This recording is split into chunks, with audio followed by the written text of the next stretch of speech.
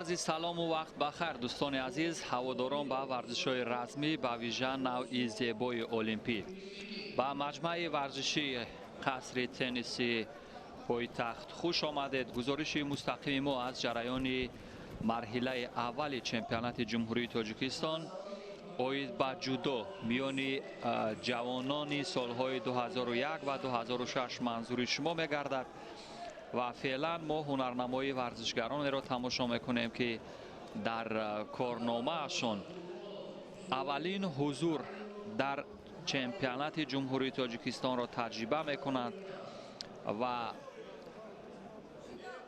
داور مرکز آن چهره که چند قبل در مسابقات جودوی گرند اسلم در تشکند اشتراک کرده بود و یکی از بانوهایی که در جام آسیا و همچنین در مسابقات و یک پرتاب زیبای از سوی فتایف بود. ببینید وزر بهاگذاری گردید ولی در فند خواب در فنون دردناک از سوی نصرتوف یک عملکرد جذاب جواب گردانیده شد، ولی تا به آخر همانطور که میبینیم هنوز امکانی در اصولهای دردناک را تا به آخر بردن ندارد. ولی با این وجود یک وزر بسیار سریع و با سرعت از سوی فتایف کار کرد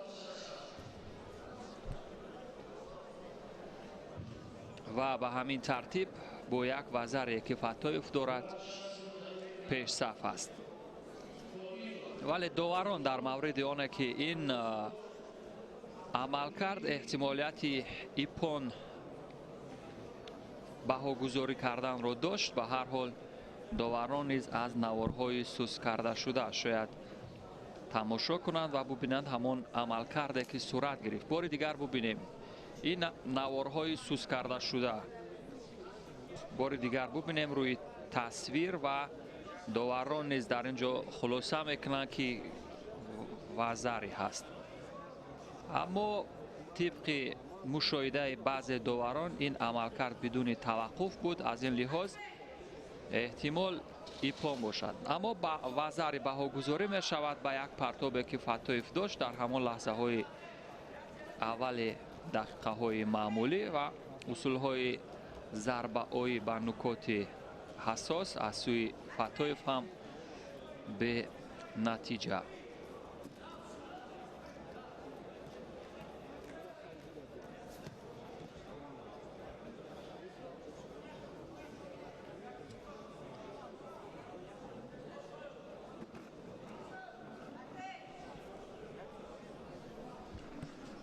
و به همین ترتیب رقابت ها ادامه میکنند دوستان عزیز و ببینیم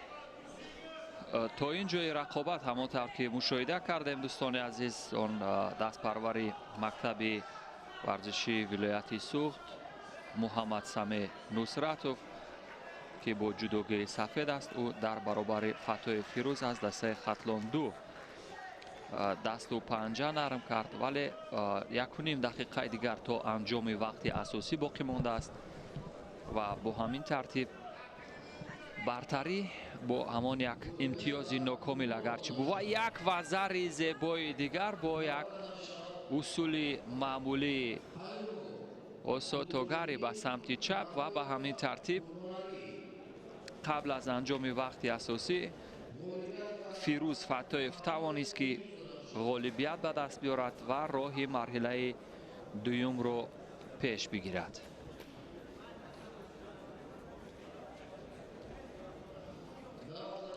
از نوارهای تدریجی ببینیم دوستان عزیز در قسمت آخر چی اصول زیبایی را استفاده کرد به سمت چپ و پیروز از تتمی خارج شد.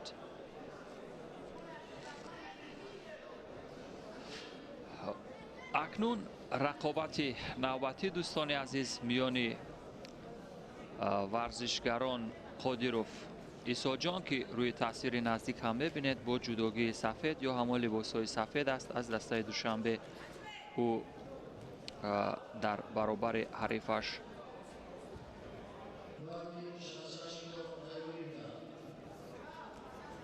قاسیموف ایامیدین رقابت میکند. قاسیموف ایساجان در مقابل قاسیموف امامیدین، دو هم نسب در برابر همدیگر.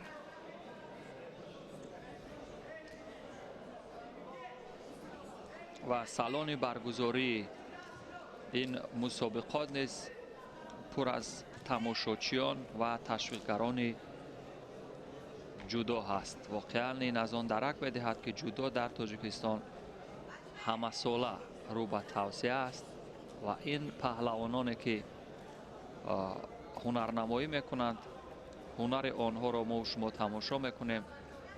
در صحنه رقابت های جمهوریوی اینها واقعا از یک ارثیت یا سنتی بودن گوشتینگیری یا همون پهلوانی میان مردم تاجیک است. با یک وزری همین ترتیب رو به تنزل دارد ایساجان قادیروف. با سبب کمکاری یک وزر گرفت ولی در بخش کار در زمین بسیار عملکرد با سرعت نشان میدهد.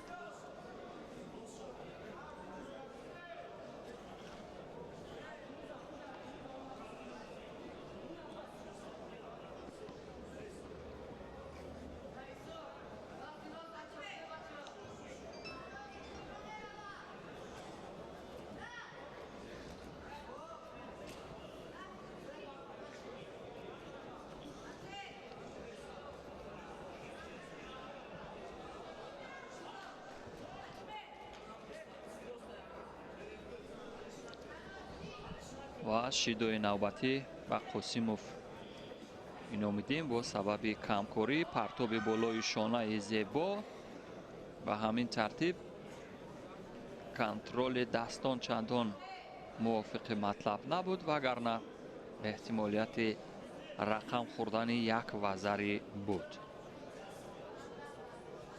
امروز میان جوانان سن و سالشون 2001-2006 همانطور که مشاهده میکنیم سرعتناکی و سریعتر گوشتین گرفتن نسبت به بزرگسالان خیلی به چشم میرسد. از لحاظ اجرای فنون یا همان پرتاب های معمولی جودو که در 3 بخش تقسیم بندی می شوند، جوانان نیز خیلی پرشور و شوق و با یک استعدادی به خود خاص همین فنون رو اجرا میکنند.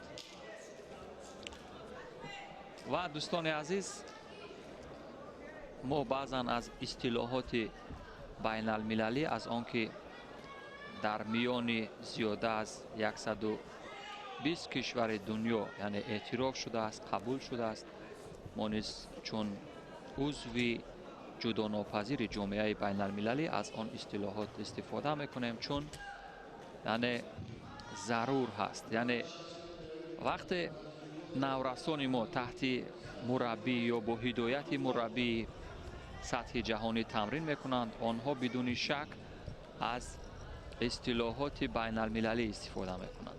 یعنی وقتی یک داور بین المللی که تمرین میدهد ورزشگران ما را، یک داور سطح جهانی، آن بدون شک از اصطلاحات معمولی و بین المللی کار میگیرد و از این لحاظ ضرور هست که یعنی جودوورزان یا همین گوشتینگیران ما نیز بدانند و بیاموزند، چون امروز یعنی به این چیز طلبات هست.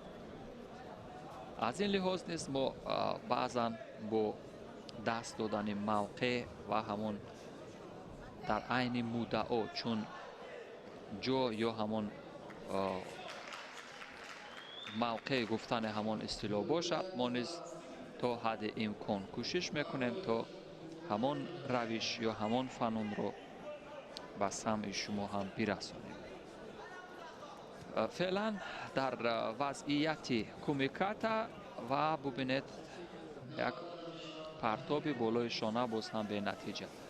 از لحاظ آنه که عمل کردی جذابتر داشت دست پروری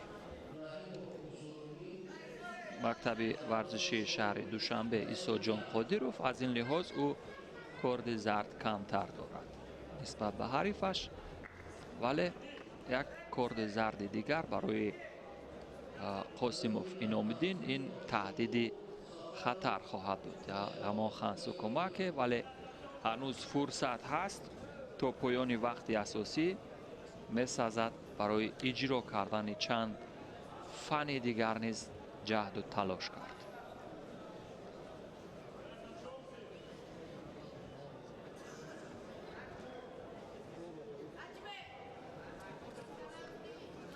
و داور مرکز حجمه یا دستور شروع رقابت می دهد.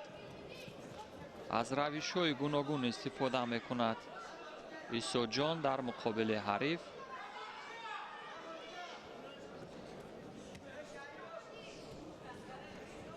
ببینید بار دیگر و زری همین ترتیب عمل کرده که داشت بسیار جذاب و دیدنی بود و تا همان لحظه های درکاری با استفاده برد. روش پرتابی تایوتاشی را استفاده کرد و بعد از هر یک مرحله گرفتن یا بعد از وضعیت کومیکاتا داور با جابجا گذاری لباس دستور می دهد.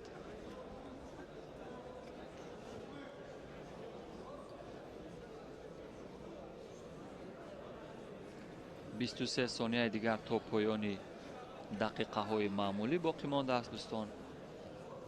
و سیومین کارد زردی جزا یا همون شیدو با امام الدین قاسموف و همین ترتیب عیسی جان قادروف به مرحله بعدی را خواهد گرفت. اینجا فنون پرتابی ایپانسه های نگ به نتیجه انجام شد چون سریعتر و خوبتر اجرا کرد. اما در اینجا و زردی این مراتبه بعدی بود که جهد و تلاش کرد برای همین پرتابی بالای شانه ایپانسه های نگ و به همین ترتیب اگرچه یک امتیازی و ضربی به دست آورد، ولی با وجود آن که حریفش 3 کارد زرد جزای شیدو داشت از دور رقابت ها حذف شد.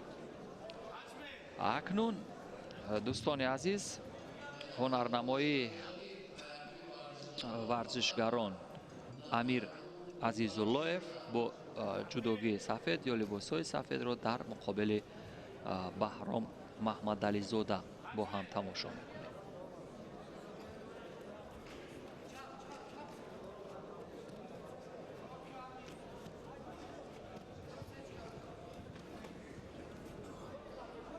این ورزشگران نیز در عین اجرای فنون از خود در همان لحظه های اول سرعتناکی یا همان جسارت سریعتر اجرا کردن پرتاب ها تا نگ زیبا و زری در همان لحظه های اول عزیزاللهیف یک فند خوب زیبایی را اجرا کرد که و زری بهاگذاری شد.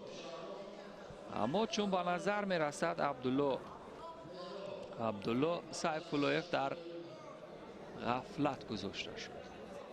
ببینید با سرعت بلند اگرچه در حال هنوز به بالای تتم نفتیدن خود را بسیار چرخانید، ولی با این وجود داوران میگویند که وزری، ولی هیئت داوران در این مورد چی قضاوت خواهند کرد. اگر امکان باشد همین لحظه نوار تدریجی یا سوس کرده شده رو یک بار دیگر با هم ببینیم.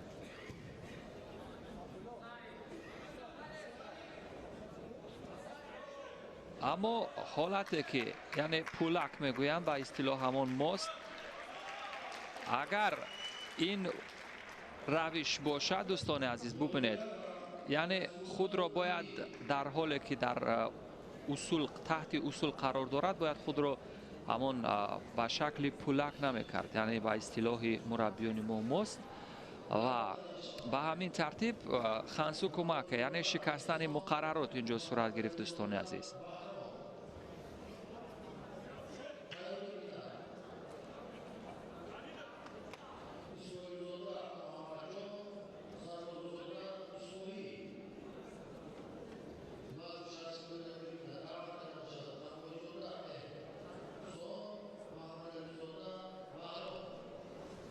اکنون دوستان عزیز رقابت نوبتی میان احسان تقوی‌زاده با جدوگی یا همون لباس‌های سفید است.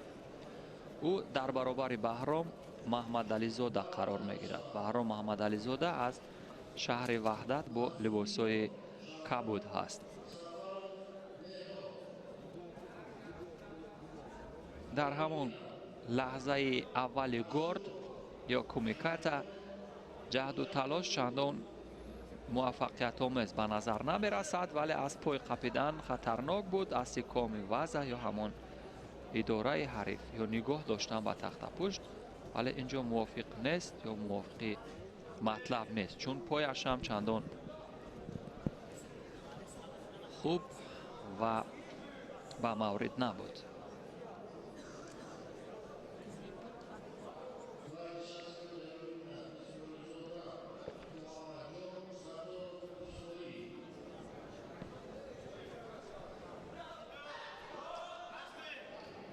شیدو با سبب همون مرحله گرفتن بدون نتیجه یا به مقصد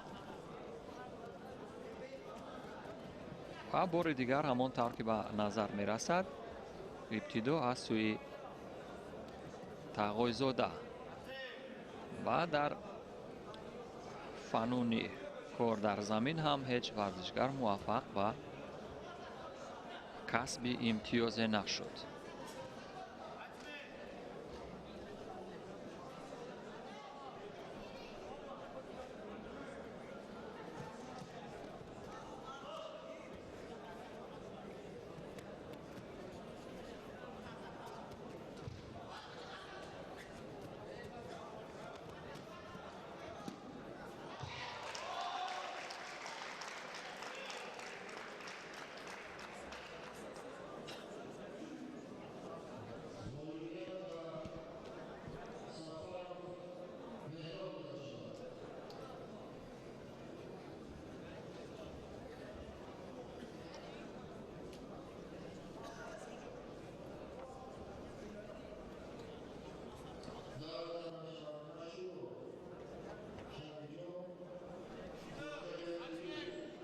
با سبب کمکاری دومین شیدو با محمد علی زاده به همین ترتیب از نظر شیدوها برتری بر جانب تقوی‌زاده هست و او در صورت همان از لحاظ تاکتیکی خود را خوبتر نشان دادن امکانیت پیروز شدن دارد، چون از لحاظ حرکات معمولی نسبت به حریف برتر دارد. ببینید بیشتر کوشش میکند تا از لحاظ اجرای فن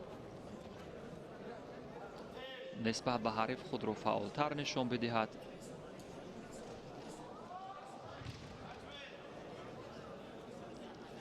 و اگر همین گونه مبارزه ادامه کند احتمال دارد برای محمد علی زاده سومین کارت زرد جزا نیز نشان داده شود.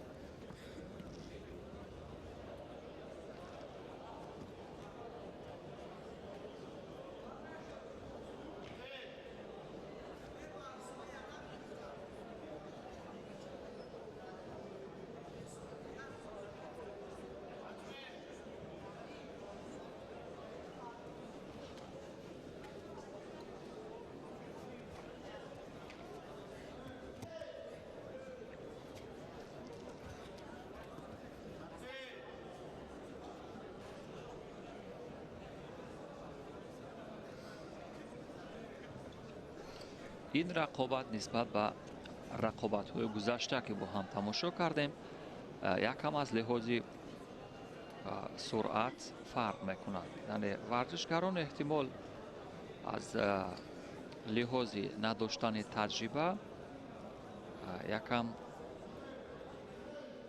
سستی میکنند. اما تقاضاده مشاهده کردیم که در چند مرحله از اصولهای جذاب نسبت به حریف برتری داشت. در همون لحظه های مرحله گرفتن یا همون گرد اول بسیار خوب و سریعتر خود را وانمود میکرد.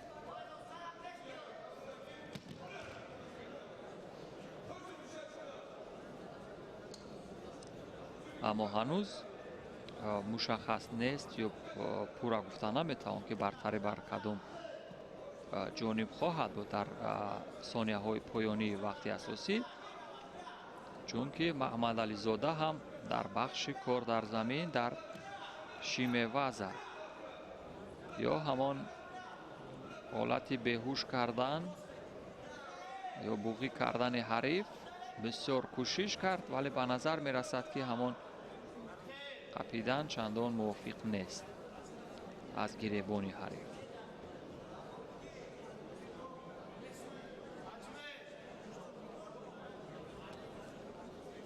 دستور شروع مسابقه از سوی داور و باز دست و پنجه نرم میکنند در مقابل همدیگر تقای زاده و همچنین محمد علی زاده.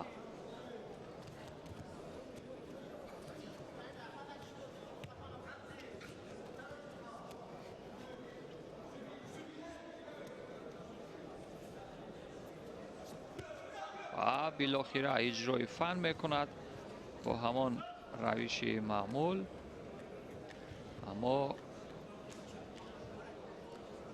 یک توقف می شود در این قسمت از رقابت، چون گلدن سکور یا دقیقه های طلایی این ورزشکاران رو انتظار است.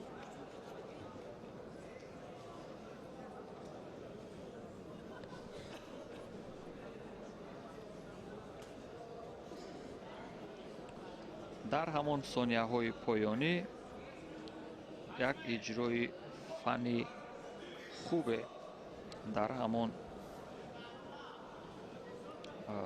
بخش فنون پرتابی از سوی تقای زاده صورت گرفت، ولی تا به آخر نرساند و پرتابی که با روش معمول برداشته زدن از سوی تقای زاده در مد نظر بود، ولی تا آخر نرساند.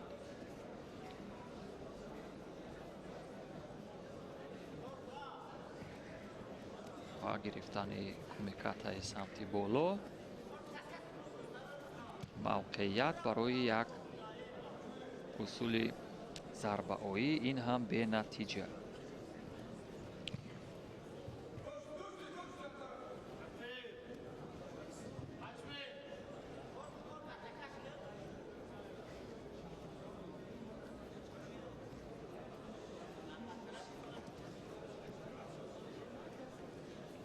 و یک هلوک معمولی بیرونی و این هم به نتیجه است، چون حریف او نیز بسیار جهد و تلاش دارد تا از اصولهای ضربه آیی و دفاع از خود به مورد استفاده کند. اکنون داور مرکز برای جابجا گذاری جداگی یا همان لباس های ورزشکاران آزمایی را منع می کند و چی خلاصه می کرده باشد. با سبب فلشتک یا همان هجوم دروغین، کارد سیوم زرد جزا با محمد علی زاده داده شد و همین ترتیب احسان تقای زاده به مرحله بعدی رقابت ها را خط گرفت.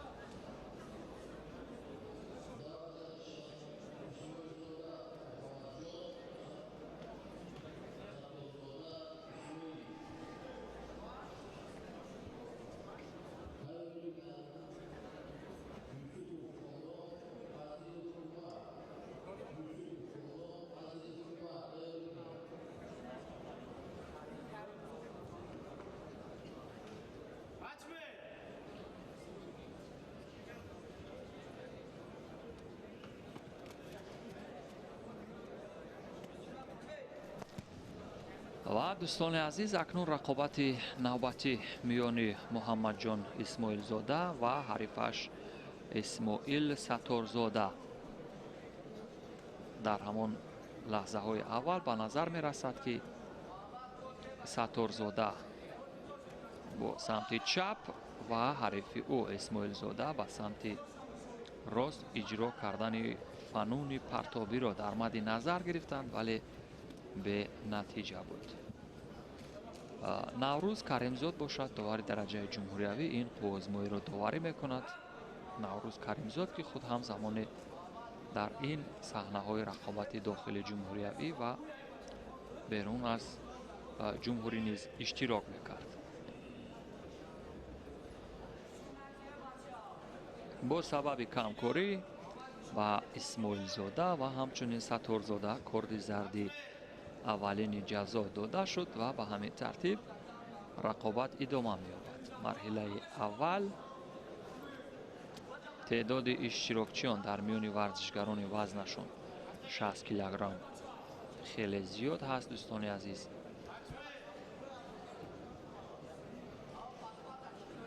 105 نفر در گروه A و B و همچنین 105 نفر دیگر در گروه C و D. در مجموع 210 نفر ورزشگر در وزن 60 کیلوگرم هنرنمایی میکنند. یعنی ببینید چگونه پتانسیل یا همون اقتدار خوب پهلوانان وزن تا 60 کیلوگرم ما داریم در جمهوری، ولی در این وزن که پتانسیل در ما خیلی زیاد هست، قدرت یا اقتدارهای خیلی زیاد داریم، اما در مسابقات بین المللی چندان نتیجه خوبی نداریم از ورزشگران وزنشون تا 60 کیلوگرم. در وزن 66 کیلوگرم نیز همچنین تعداد اشتراکچیان نسبت به ورزشگران وزنشون تا 60 کیلوگرم کمتر است. 98 ورزشگر هست و در وزن 73 کیلوگرم 66 ورزشگر.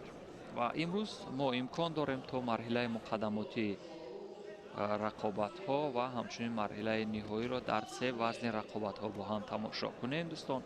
وزن دسته 60 66 و 73 کیلوگرم. تا اینجای رقابت میان محمد جان و همچنین اسماعیل نتیجه برابر هست. آزمایی یک رنگ دارند. از نظر کارت‌های زرد یا همون شیده ها نتیجه برابر. فقط از لحاظ فنون پرتابی یا اجرای اصول ورزشگران کمی سستی میکنند.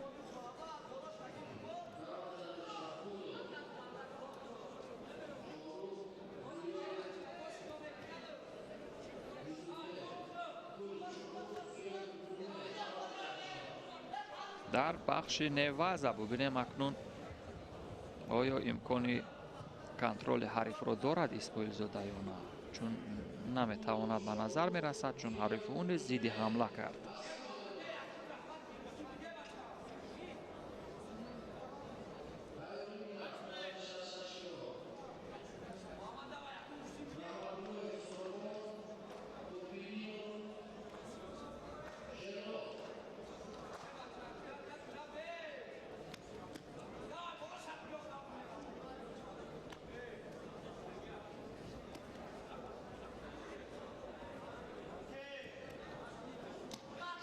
و این اصول بعد از آن اجرا شد که داور یعنی دستور منع رقابت را داده بود یا مته گفت. خنسو کمک بنابر سبب گرفتن به نتیجه. به همین ترتیب پیروز اسماعیل زاده محمد جان در این رقابت پیروز شد و این عمل کرده که بعد از امر یا دستوری داور بود. داور مته گفته بود و این عمل اجرا شد. محمد جان اسماعیل زاده به مرحله دوم راه خط گرفت.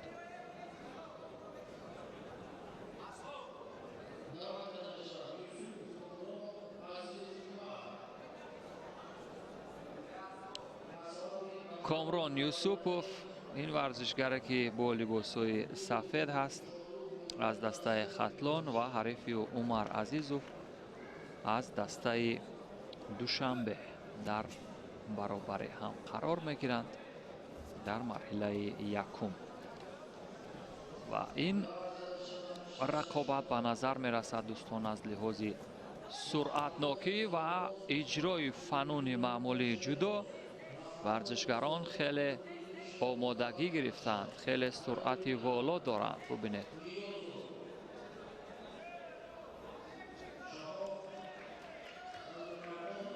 و زیدی حمله زیبای بود از سوی یوسوپوف و همین ترتیب و ضرر داور مرکز جمشید خلیلوف زمان در وزن 66 کیلوگرم رقابت ها خوب آزمایی میکرد، اما داوران کناری اینجا دخالت کردند چون عملی که اجرا شد همون فندی خوب در روش فنون پرتابی از سر پا و بعدا پشتناکی خود را پرتافتن. بار دیگر از زاویه های گوناگون ببینیم دوستان عزیز، این بدون شک و تردید ای پام بود. ببینید کنترل یا همان تعادل حریف بسیار خوب اداره کرده شد و پایی که وزن حریف به آن تکیه می شد به همان یک اصول ضربه آیی زد. تنی آتاشی یک روش معمول و دیدنی استفاده کرد، به همین ترتیب پیروز شد و به مرحله بعدی را خط گرفت.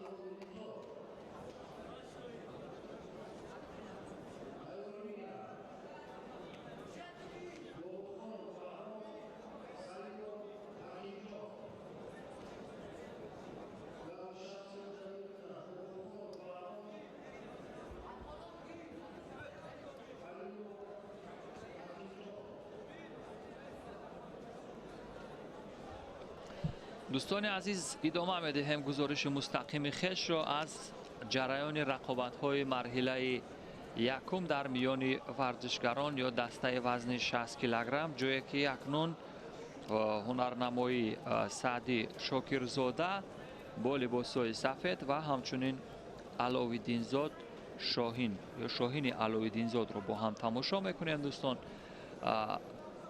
یادآور میشم که این سعدی شاکرزاده دستپرور کلوب ورزشی وستن در ناحیه درواز هست و حریف او باشد از دسته دوشنبه.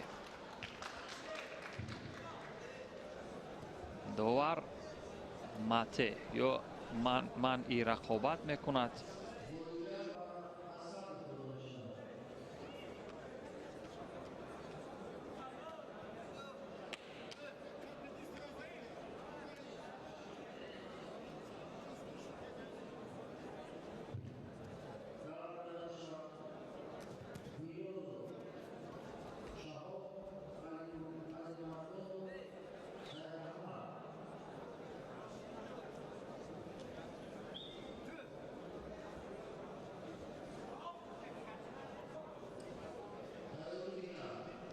با یک کارد زرد یا همون شیدو دستپروری مکتب ورزشی ناحیه ورزاب درواز معذرت رو به تنزل دارد.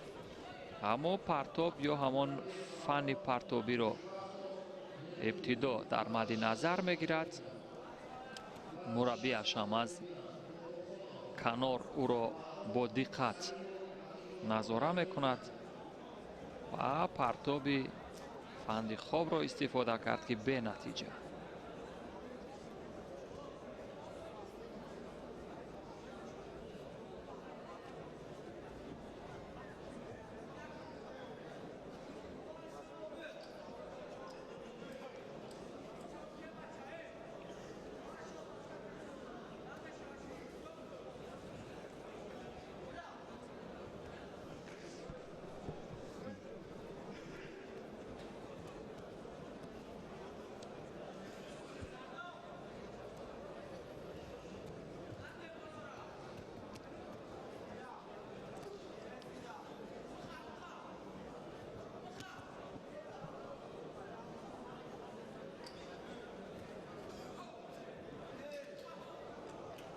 چون در عین اجرای اصول یا همون فنون از بالا چندان با موقع اجرا نشد، حرکات از سوی شاهین عبدالعلیم و به همین ترتیب خوازمایی منع شد یا دستور منع خوازمایی داده شد از سوی جمشید خلیلوف داوری مرکز و رقابت ادامه می‌یابد. دوستان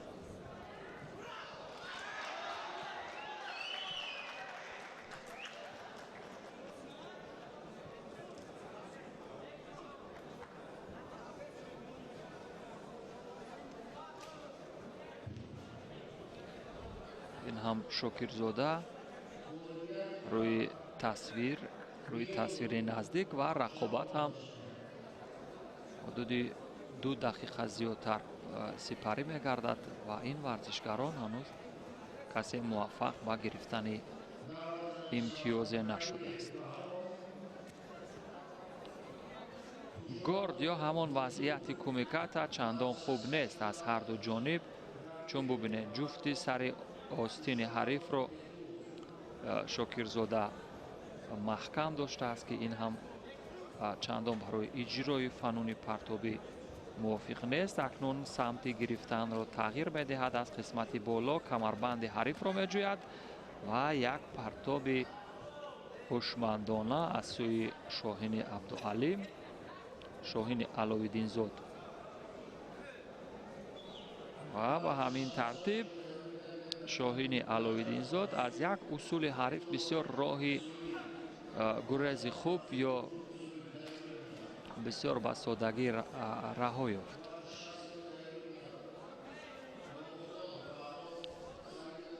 بار دیگر هم از فنون پرتابی مد نظر میگیرند هر دو ورزشگر تا استفاده شود در همون 3 بخش، ولی همون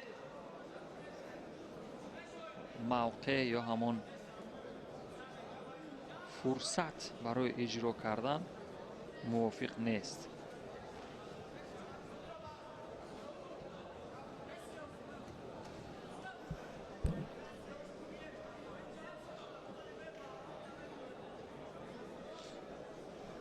با سبب کمکاری یک کارد زرد جزا با شاهین، همین ترتیب علاوالدین زاد نتیجه کارت‌های زرد یا شیده‌ها را برابر کرد.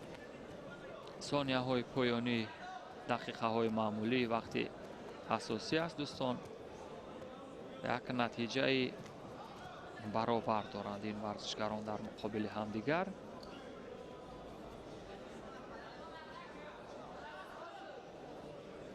اکنون سمت خپیدن موافق دارد از قسمت پشت، اما چرا اصول را اجرا نمی کند؟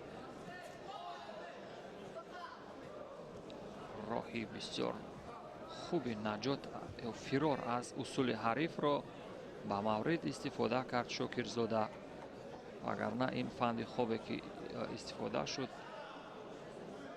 بسیار با گرفتن امتیاز نزدیک بود. گلدن سکو یا دقیقه های طلایی در اختیار دارند این ورزشکاران و ببینیم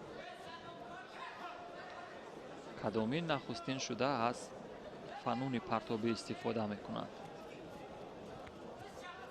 موقعیت برای گرفتن کمربند و تومای نگ یا همان فندی خواب هم به نتیجه.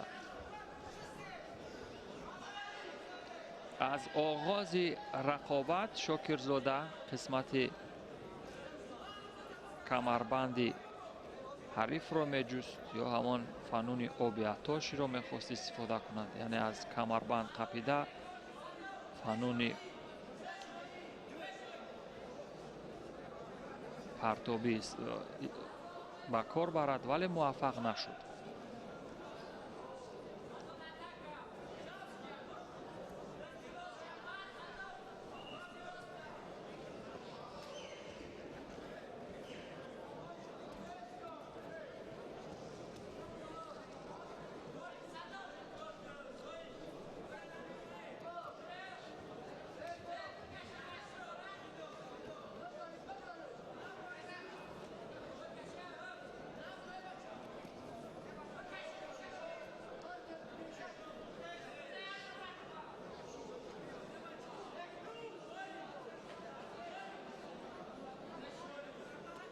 جا با جا گذاری کیمانو و دویمین شیدو با شاهین عبدو علاوالدین زاد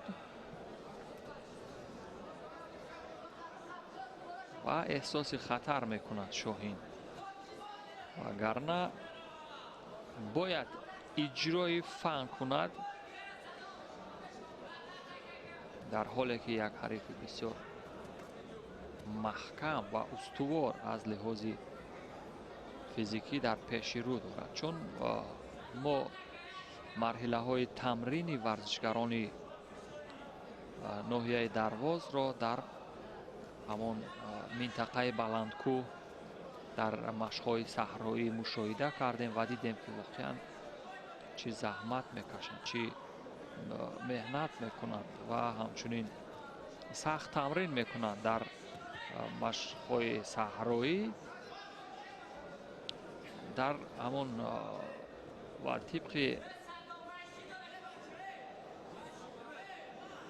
خلاصه و آن تحقیقاتی که همون مربیشان در ناحیه درواز به ما گفت، ورزشکارانی که در منطقه های بلندکوه تمرین میکنند واقعا آنها از لحاظ داشتن راه نفسکشی آزاد و همچنین قدرت و توان فیزیکی نسبتاً زیادتر در برابر حریفانشان فرق میکنند.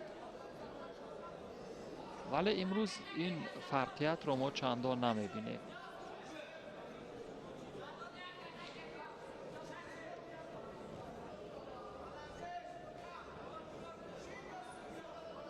شاکرزاده اکنون کوشش میکند باز هم همون اصول پرتابی به سمت راست در مد نظر میگیرد ولی موفق نمیشود. ببینید با این طرز پشت گرفتن یا مبارزه بردن در برابر حریفان با تجربه تا کجا برده میرسوند. احتمال با سبب کمکاری به هر دو کرد زرد یا شیدو داده شود و همین ترتیب شاهین علاوالدین زاد از دور رقابت ها حذف یا خارج شود. با سبب هجوم دروغین یا همان فحش‌اتک همین ترتیب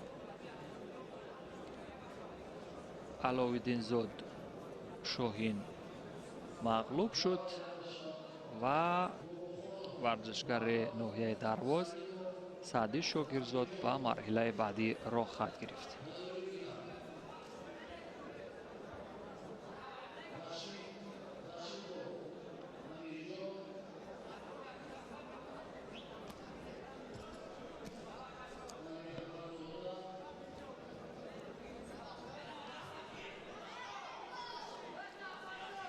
اکنون جمشید خلیلوف جفت نوبتی را به صحنه رقابت دعوت کرد.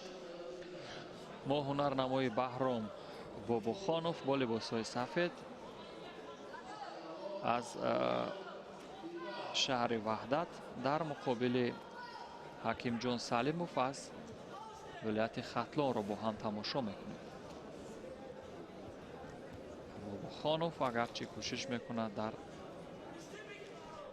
فنون کار در زمین حریف را غافل گیر کند ولی موفق نمیشود.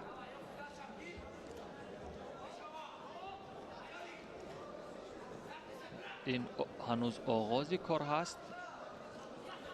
اجرای فنون و کنترل تعادل از هر دو جانب بسیار هوشمندانه و ببینید اینجا اجرای فن بود اما داور خاموش است.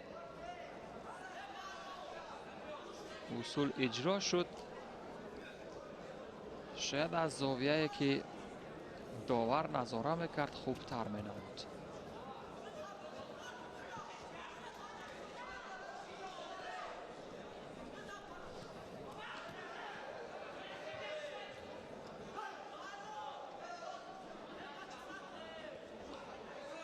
با سبب کمکاری کارد زرد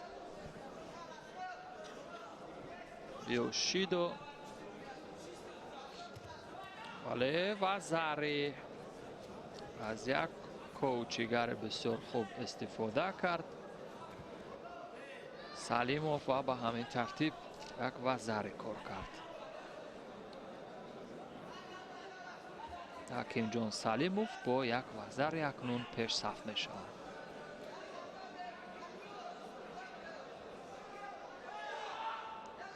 ولی فرصت هم خیلی زیاد هست تا انجام وقت اساسی. ولی ببینید چه با سرعت و چست و چالاکانه اجرای فن میکند سلیموف.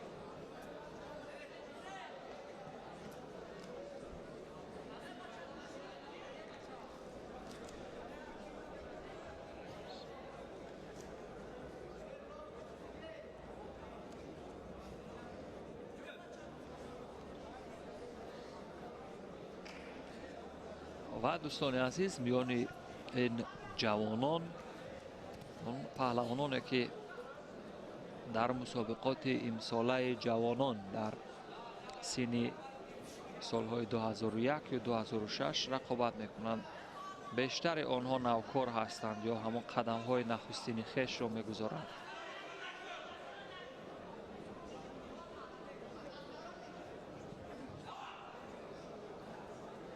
از جهت آنه که بابوخانوف قامتی بلندتر دارد او میتواند همان اجرای فنون یا تکنیک های پای ها را از مسافه دور مورد اجرا قرار بدهد.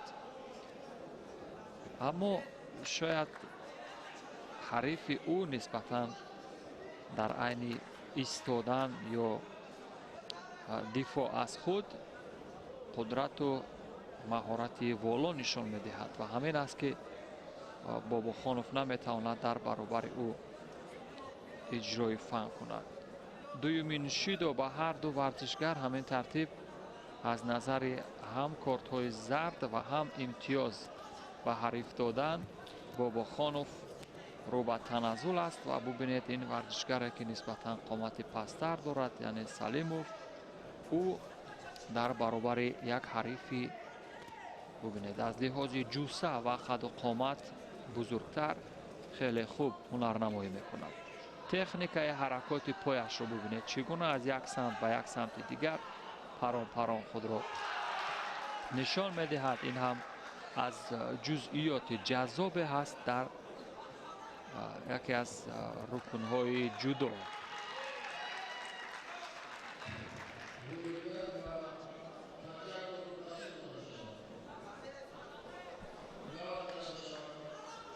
با مقصدی از مربع بیرون شدند یک شیدوی دیگر با سلیموف حکیم جان همین ترتیب کارت های زرد یا شیدوها برابر شدند.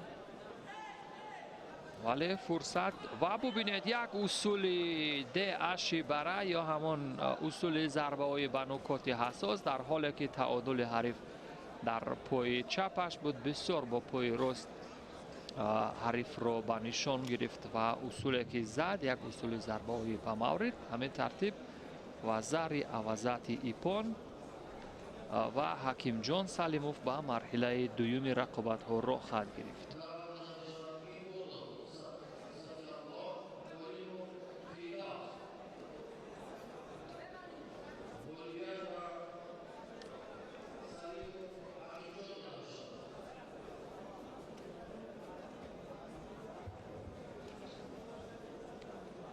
акнун аз зовияҳои гуногун таъсирҳои сӯз кардашударо мебинем дӯстон. дар лаҳзаи аввал аз коучи гари истифода кард. бубинед ба ин равиш аз самти дохили пои ҳариф бо пояш чанг андохт ки инро ҳам дар гӯштини миллӣ баъзан чангак мекӯянд ва ин ҳам усули зарбаоӣ бо пои рост. бубинед ба чӣ шакл сурат гирифт. пои чапи худро якам ба самти пои рости ҳариф гузошт ва бо пои рост бубинед як усули зарбаоӣ ба нукоти ҳассос зад ва ба ҳамин тартиб вазари авазати ипон рақам хӯрд.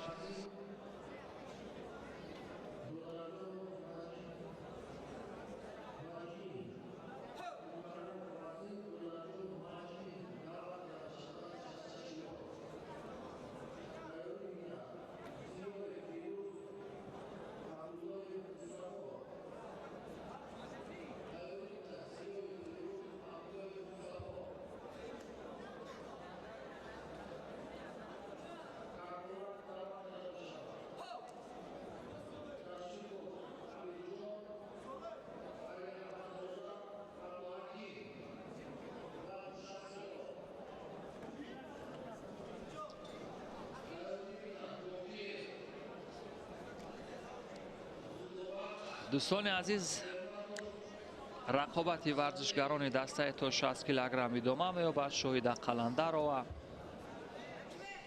устоди варзиши дараҷаи байналмилалӣ, довари марказ ҳаст.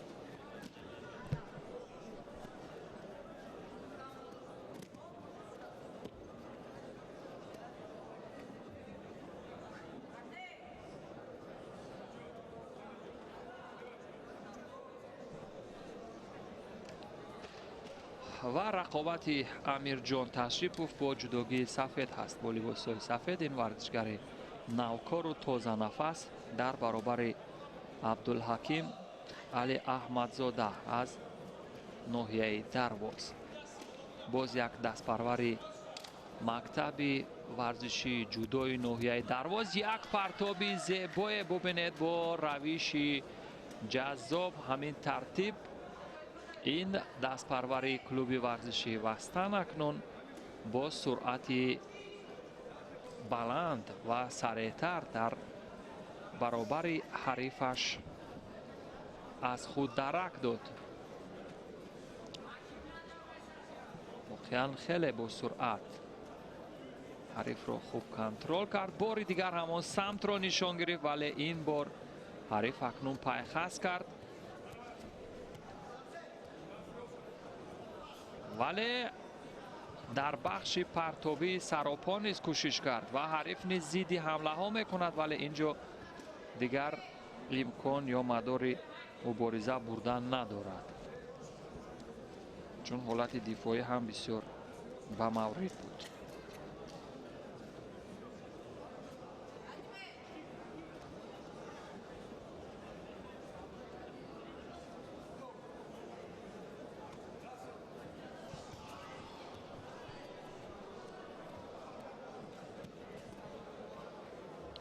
бубинед чӣ зебо ҳамон усули партоби болои шона аз як самт бо дасти рост низ аз сӯи али аҳмадзода мавриди истифода ва вазари натиҷа баробар шуд. акнун ду варзишгаре ки аз лиҳози доштани қудрати физикӣ бо ҳам баробар ва аз лиҳози иҷрои фануни мутафовит дар баробари ҳамдигар қарор гирифтанд. дар ибтидо али аҳмадзода буд ки яке аз усулҳои сареъро истифода кард. усули зарбаоӣ бо ҳамон нукоти ҳассос ва як вазаре гирифт, вале баъдан ба вазари ӯ ҳам боз با سرعت جواب گردانیده شد.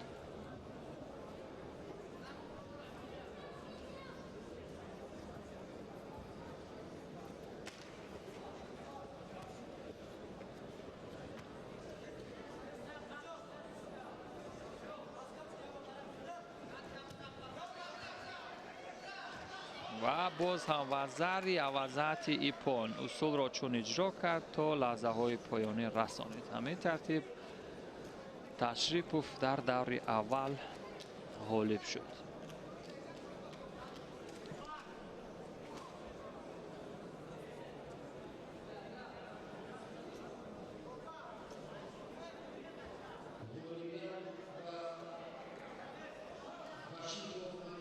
امیرجان تشریپوف که ابتدا یک وزری داد ولی بعدا جبران کرد. ببینید این بود یک پرتاب بالای شانه سره در لحظه های اول از سوی عبدالحکیم علی احمدزاده، ولی بعدا ببینید به چی سان ضد حمله ها صورت گرفت.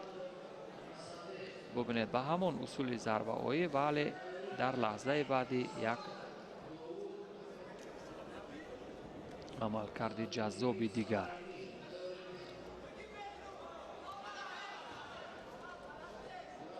و در حالی که نوارهای تدریجی و سوز کرده شده رو میدیدیم دوستان عزیز، اینجا خدابخش باقیف در همان لحظه اول یک اصول اجرا کرد در برابر حریفش. خدابخش باقیف از دسته دوشنبه در برابر اسدبک ارماتوف از دسته ولایت سوخت مقابل هم قرار دارند.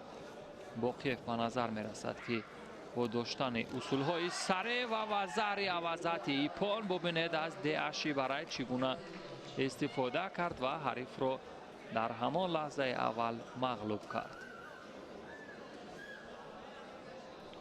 ببینید در مدت 32 ثانیه یکی از سریعترین پیروزی ها در روز اول رقابت ها میان ورزشگران دسته تا 60 کیلوگرم رقم خورد، آن هم به نام باقیف.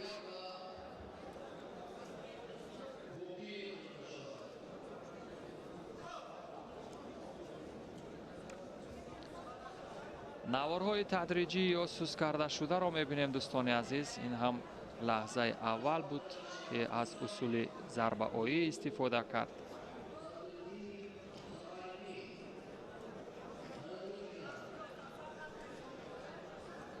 و بعدا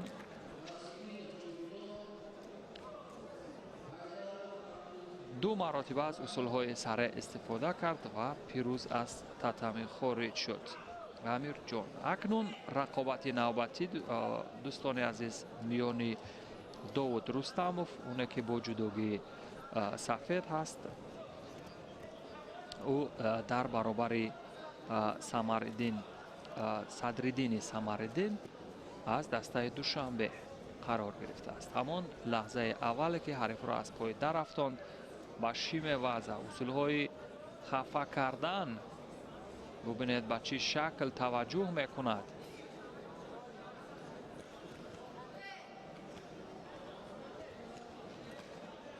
اجرای یک اصول شیم وضع یا غافلگیر کردن حریف بود از سوی رستموف، ولی به نتیجه.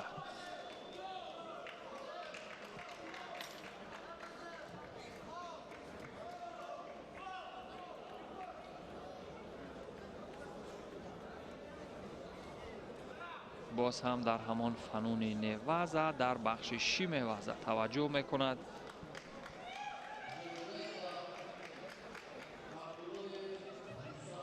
یعنی همان راه نفس کشی حریف رو تنگ کردن، ولی موفق نمی شود.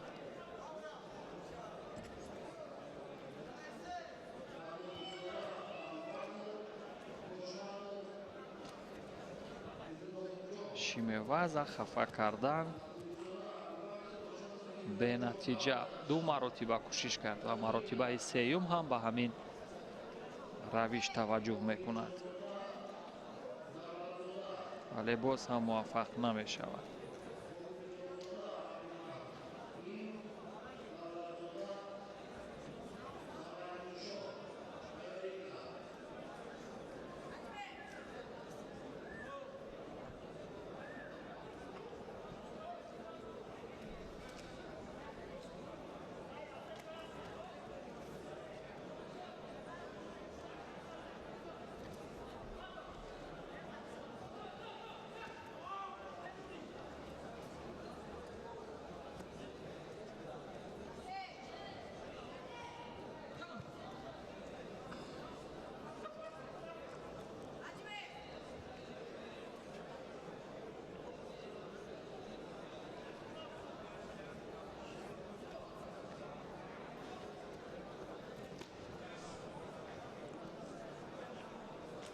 امروز میانی جوانان ببینید چی تکنیک های گوناگون از فنون و سمت های گوناگونی مبارزه استفاده می شود. در همه بخش های جدا قریب که جوانان فعال هستند. آموزش دیدند از مربیانی با تجربه و کاردان و کارچلان. آموزش گرفتند و به همین ترتیب آن هنر و استعدادی که آموختند از نورسی در گویم ایام نوجوانی در برابر حریفان خود میکشند.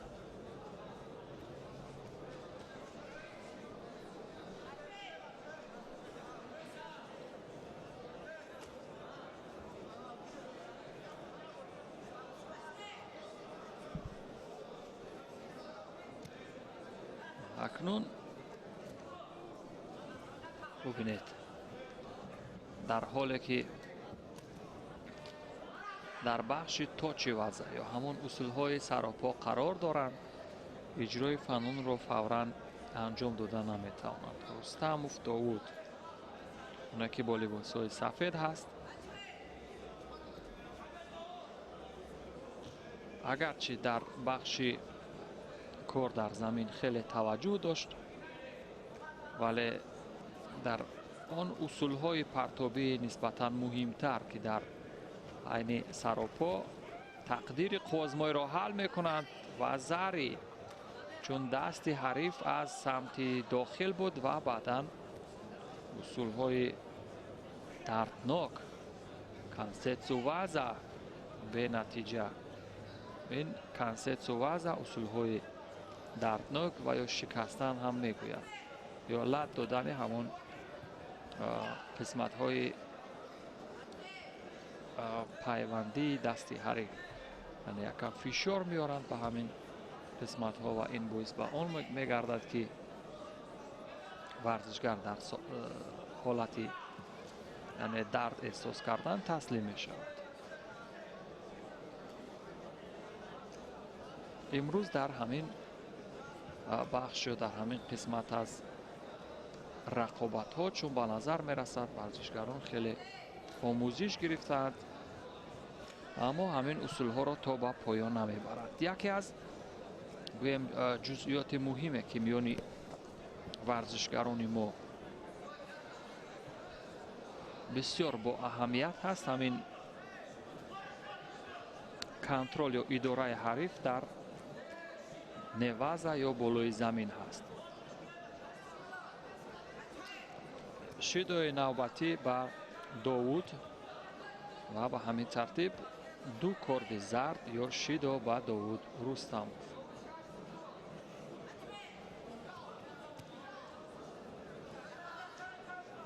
داوود رستموف اکنون احساس خطر را بیشتر نسبت به حریف احساس میکند. وقت به انجام رسید دوستان عزیز. همین ترتیب با یک کارد با یک وزری و دو کارد زردی که داشت داوود رستموف در دور اول غالب شد و او به مرحله دوم رقابت ها راه خط پیدا کرد.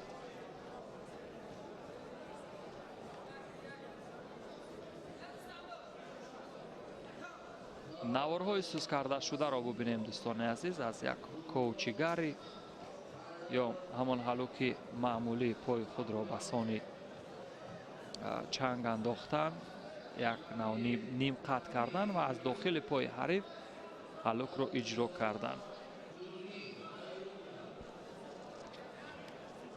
و رقابت نوبتی میان جاویدان نصرالدینوف اون که با لباس‌های سفید هست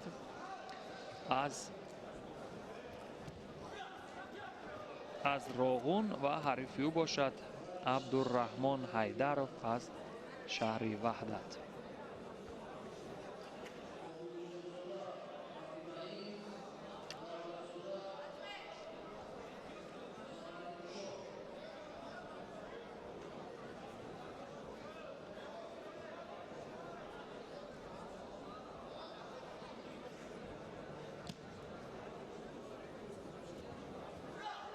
و اساتگر بسیار با مورد با پای چپ و به همین ترتیب این هم اکنون باز یک رکورد دیگر از لحاظ با سرعت تر تمام کردن رقابت بود در مدت 29 ثانیه.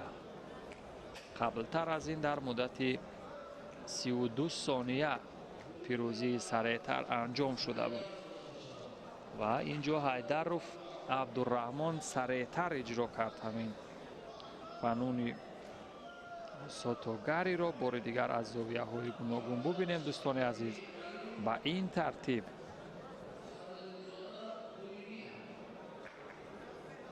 ببینید چی جذاب و دیدنی از قسمت ران حریف شروع کرد هلوک انداختن را و بعدا کنترل دستان هم بسیار به مورد بود و به همین ترتیب غالبیت نصیب عبدالرحمن حیدرروف.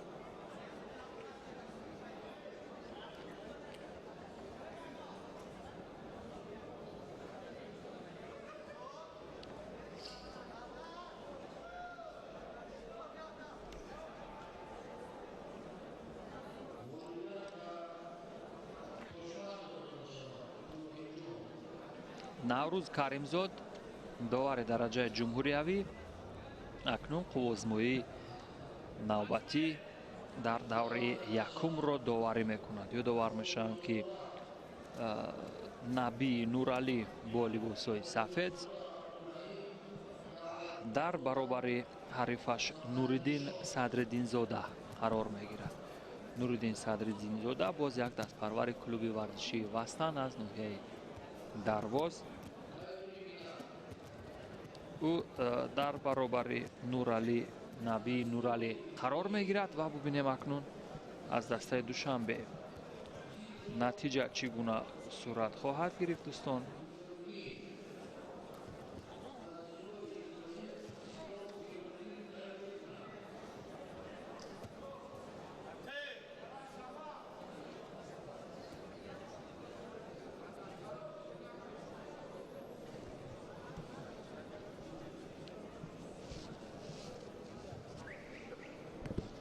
ҳаракоти бемавқеъ ё ноҷое аз сӯи наби наимҷон ва ба ҳамин тартиб наби нуралӣ бори дигар бубинем.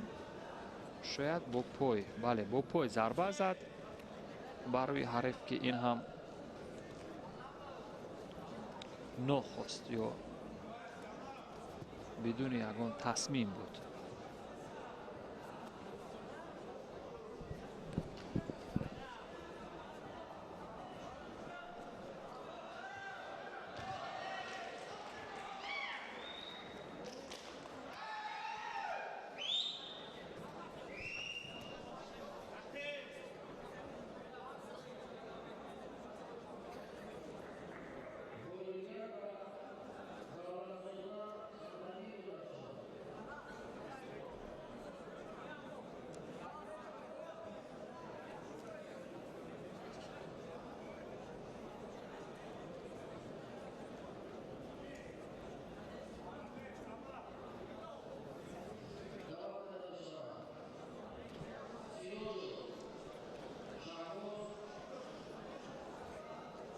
дар мавриди шидо дар ана ҳамин ҳолате ки рӯй дод дӯстон қазоват карданд доварон, вале довари марказ инҷо гӯш ба қимор аст.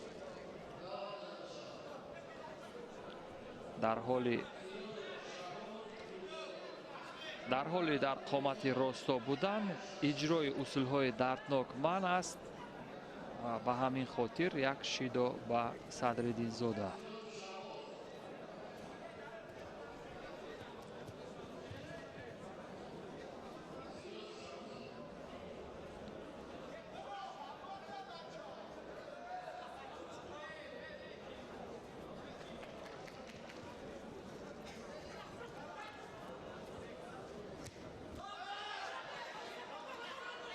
усулро иҷро кард то ба охир расонид ва зари ва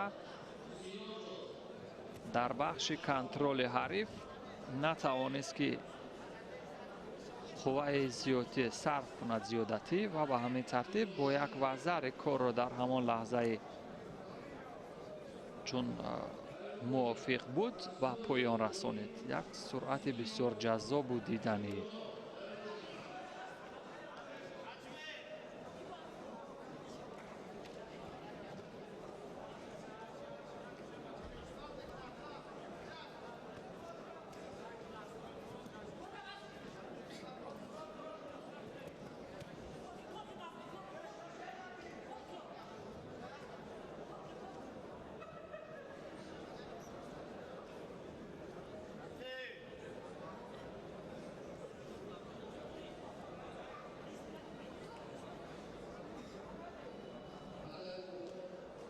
در جهد نوبتی هم نتیجه نشد.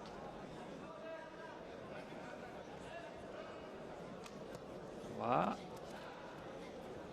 از قسمت کمربندی حریف و ضد حمله از سوی نبی نورعلی بیشتر عمل کرد یا همون اصول های ضد حمله صورت بگیرند. اکنون اصول های دردناک این هم به نتیجه. اجرای فنونی دردناک به نتیجه بود.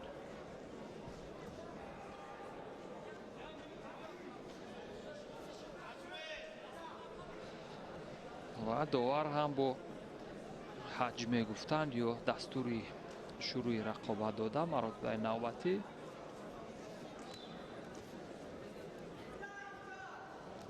حلوک معمولی بیرونی و ضد حمله اینجا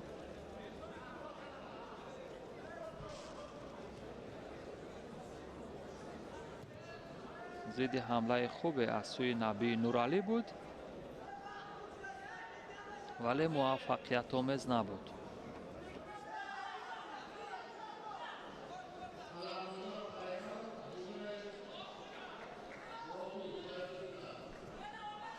با سبب کمکاری با صدرالدین زاده دومین کارت زرد یا شیدو و ثانیه های پایانی وقت اساسی باز اصول ضربه آیی که اونجا تا جای نشان میداد یا وانمود میکرد صدرالدین زاده که این اصول ضربه آیی به او آسیب رسانیده است. اکنون از نوارهای تدریجی یا سوس کرده شده داوران خواهند دید و قضاوت خواهند کرد تا در همین لحظه یا موقع چی روی داده است. نوارهای تدریجی رو اگر منظور کند کارگردان بار دیگر ببینید اصول های ضربه آیی با دو سمت ولی همون پای چپ که یک اصول ضربه آیی ببینید سخت زد همین بود که یکم لط خورد ولی این گمان میکنم خلاف قوانین یا قاعده ها نبود و اینجا وزری گفتن وزری نتیجه برابر شد. نتیجه برابر وزری هر دو هم یک وزری دارند. ثانیه های پایانی وقت اساسی موقعیت برای وزری دوم وزری عوضت ایپان برای صدرالدین زاده نوریدین همین ترتیب با دور دوم رقابت ها راه یافت. او از قسمت کمر حریف چنگ انداخت بسیار با مورد و جذاب و با دور بعدی رقابت ها راه خواهد گرفت. بار دیگر ببینید نوارهای سوس کرده شده از زاویه های گوناگون را. این لحظه اول بود که از یک کاش وزر یا اصول کمری به مورد استفاده برد. وزر اول به این شکل صورت گرفت. این هم همون فرصت یا همون موقع وزر اول هست. اینجا اصول ضربه آیی و بعدا وزر دوم به این شکل بود و وزر عوضت ایپان در همون لحظه های بعدی باز هم از کشی وزر. رقابت نوبتی شروع می شود دوستان عزیز. اینجا هنرنمایی پیرو علمزاده با لباس های سفید است. پیرو از دسته دوشنبه او در برابری بهادر جورایف او نیز از دسته دوشنبه است. دوشنبه دو лаҳзаҳои аввали рақобат кор ба меваза ё ба замин кашид, вале дар ин ҷо ҳам ҳеҷ натиҷае нест.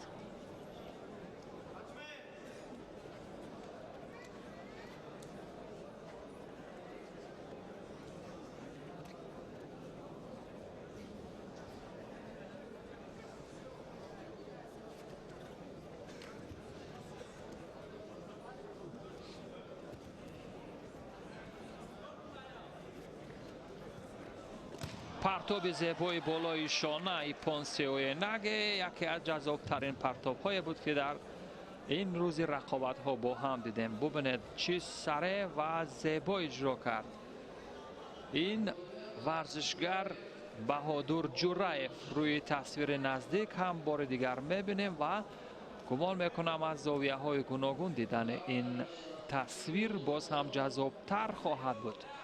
Бубинед дӯстони азиз, аз гиребони самти рости ҳариф ба баъдан бо ҳарду даст аз ҳамон гиребон ба маврид қапид. Баъдан партоби болои шона ба ин сон, ба ин шакл, ба ин шева рақам хӯрд. И Понсе Оенаге дар авҷи аълои хеш иҷро шуд. яке аз зеботарин партобҳо гумон мекунам ҳамин партобе буд, ки аз сӯи Баҳодур Ҷураев иҷро шуд. рақобати навбатӣ дӯстони азиз миёни Комрон Ибодов бо либосҳои сафед ва ҳарифи ӯ бошад Аҳмад Аюбов сурат мегирад.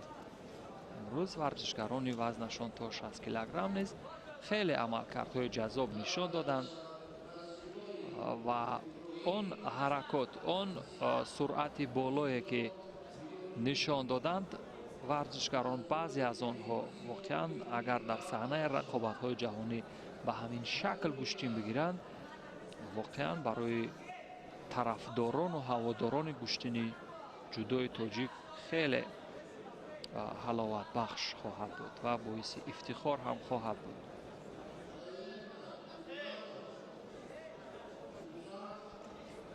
Кансетсу ваза ё ҳамон усулҳои дардноки дар замин бенатиҷа буд.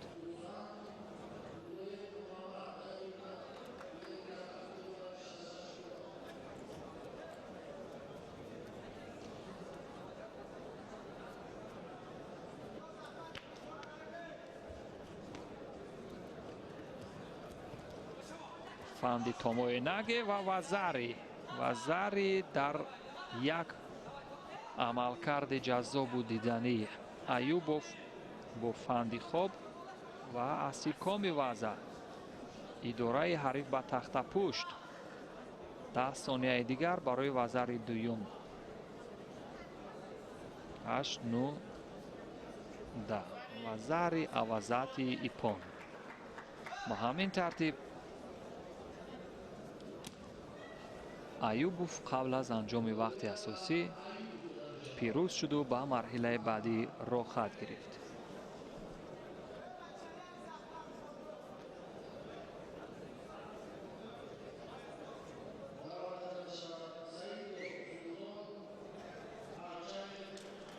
наворҳои сӯзкардашударо бори дигар бубинем дӯстони азиз.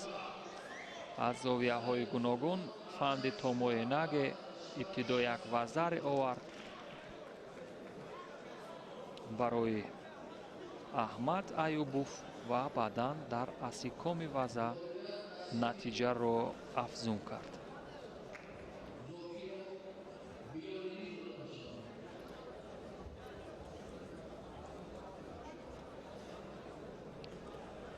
ва ин ҳам дӯстони азиз рақобати охир бояд мебуд ва бинобар сабаби набаромадани Султон Саидов ба рақобат ҳамин тартиб Шӯҳрат Арчаев аз дастаи Хатлон 1 бидуни рақобат ба марҳилаи дуюми рақобатҳо роҳ хат мегирад. ин дар даври аввал дар гурӯҳи A ва B рақобатҳо рақобати охир буд.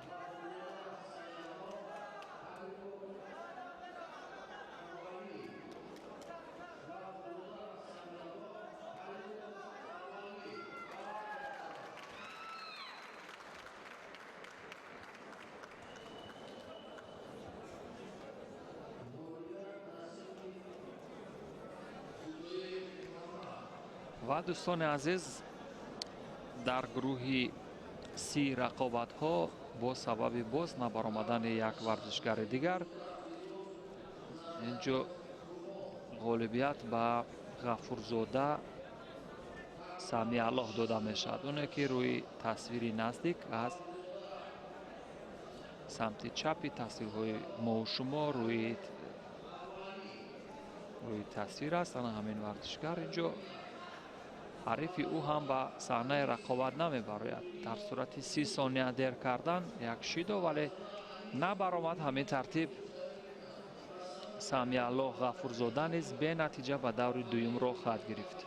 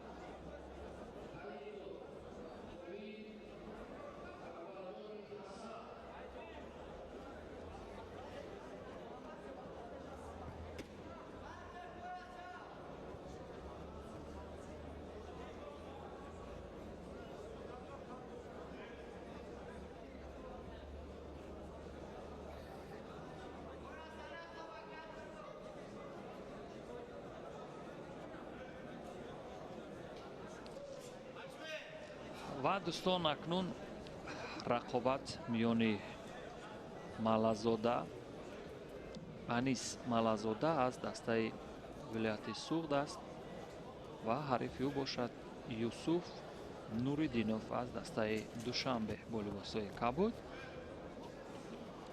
дар лаҳзаи аввали рақобат дар бахши точеваза ё ҳамон фануни партобии саропо касе аз варзишгарон муваффақ нашуд.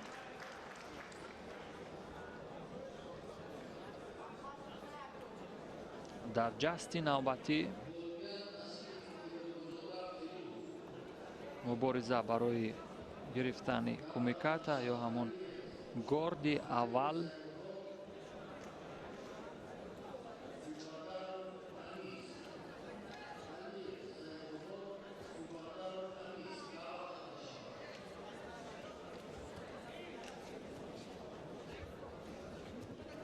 ва ҳалуки маъмулии берунӣ ҳам бенатиҷа. сотогари мураббиаш аз канор бошад барои партоби болои шона ба ӯ тавсия медиҳад.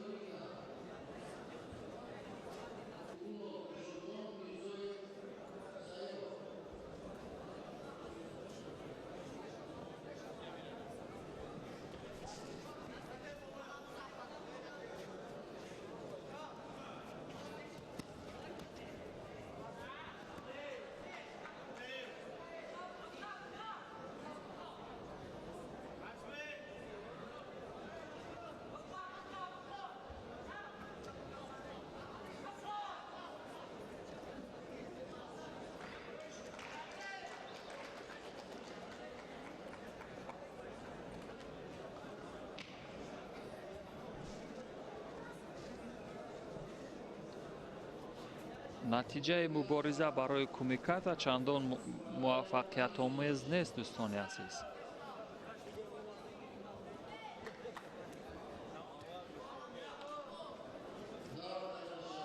дар ин ҷуфт ба назар мерасад ки аз лиҳози иҷрои фанун чандон хубтар нест амалкарди ин варзишгарон.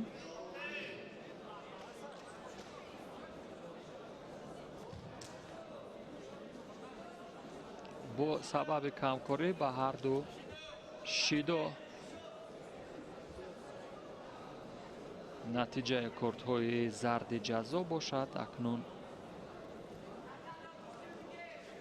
1 бар 1 ҳаст.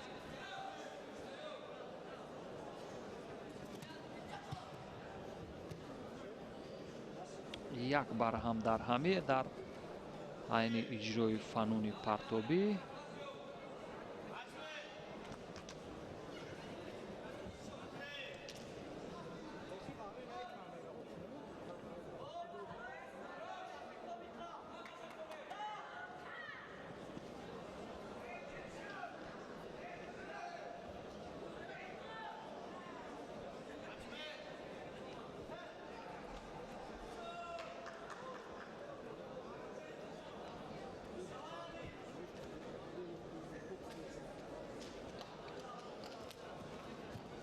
сулҳои зарбаоӣ ба самтҳои гуногун ба нуқоти ҳассос, вале ҳамон натиҷае нест. вале дар самти ҳамла бештар Нуруддинов қарор дорад, бештар як рақобати ҳамлавиро дар мадди назар гирифтааст, вале ҳанӯз ҳам муваффақ нест. дар ин қисмат аз рақобат ҳам бубинем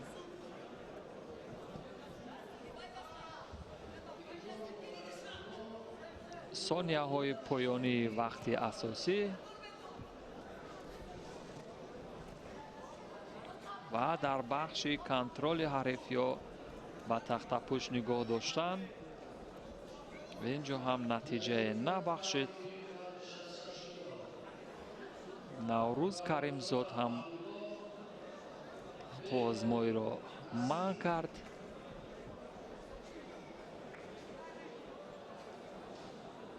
ва Голден Sco дақиқаҳои тиллоӣ дар ихтиёр доранд ин варзишгарон. наворҳои тадриҷӣ ё суст кардашударо бори дигар бубинем дӯстон. ҳайати доварон дар ин маврид чӣ хулоса мекарда бошанд. як усули зарбаоӣ ва зидди ҳамла.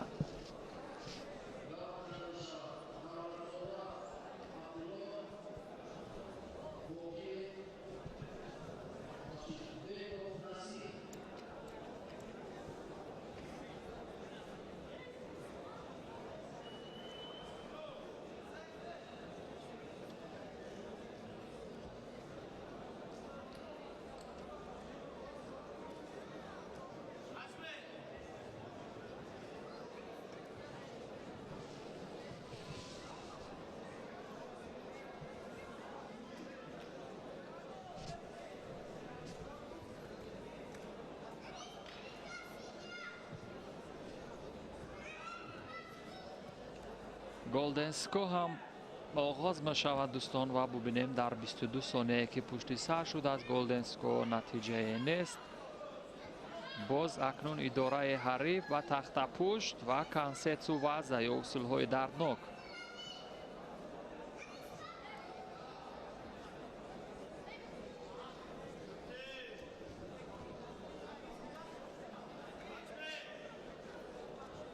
ва ин шанс, ин имконе ки дар бахши кор дар замин барои варзишгарони мо меафтад, бовар кунед агар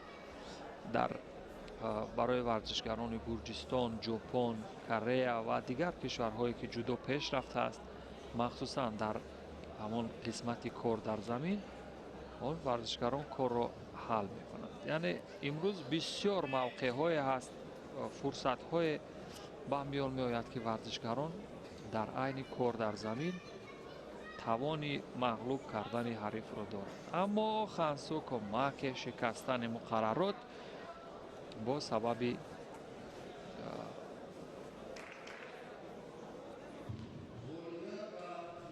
бо сабаби оне ки хилофи қавонини ҷудо амал кард ва ҳамин тартиб Нуриддин пирӯз шуд. Нуриддинов Юсуф пирӯз шуд ва ба даври дуюм роҳ хат гирифт.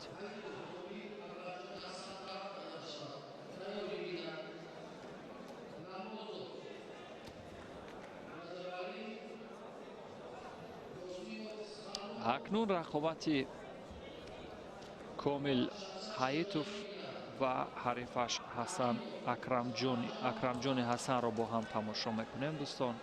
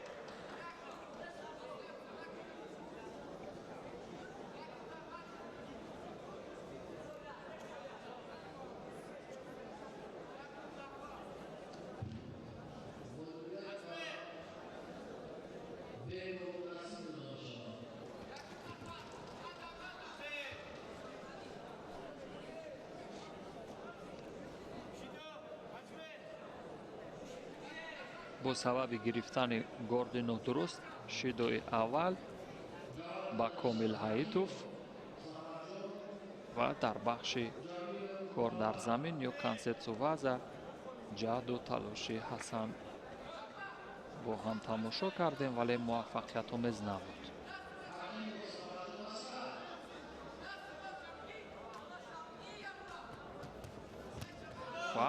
و ایپون ببینید یک پرتاب زیبای بالای شانه، اگرچه به سمت پیش میخواست حریف رو پرتاب کند ولی به مقابل افتید.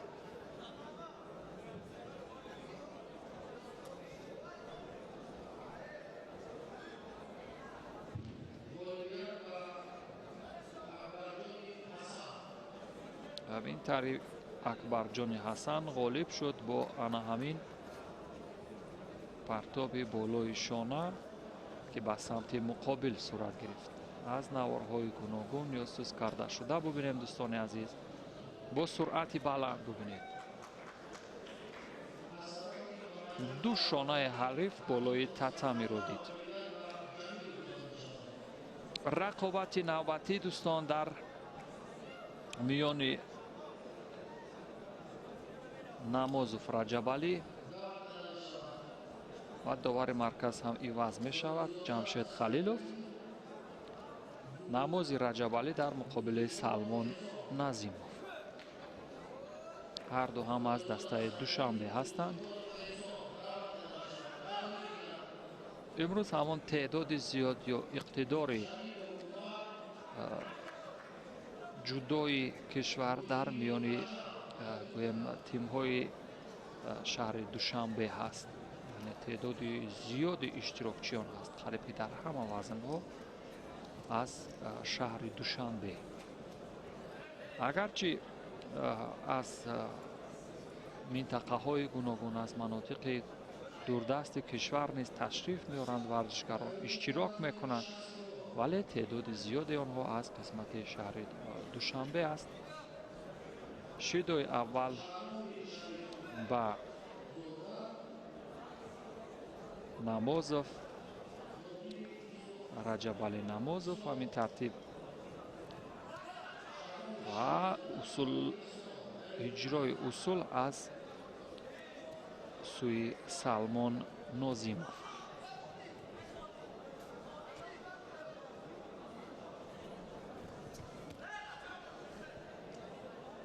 اجرای اصول ها از مسافه دور از سوی رجبالی نمازوف.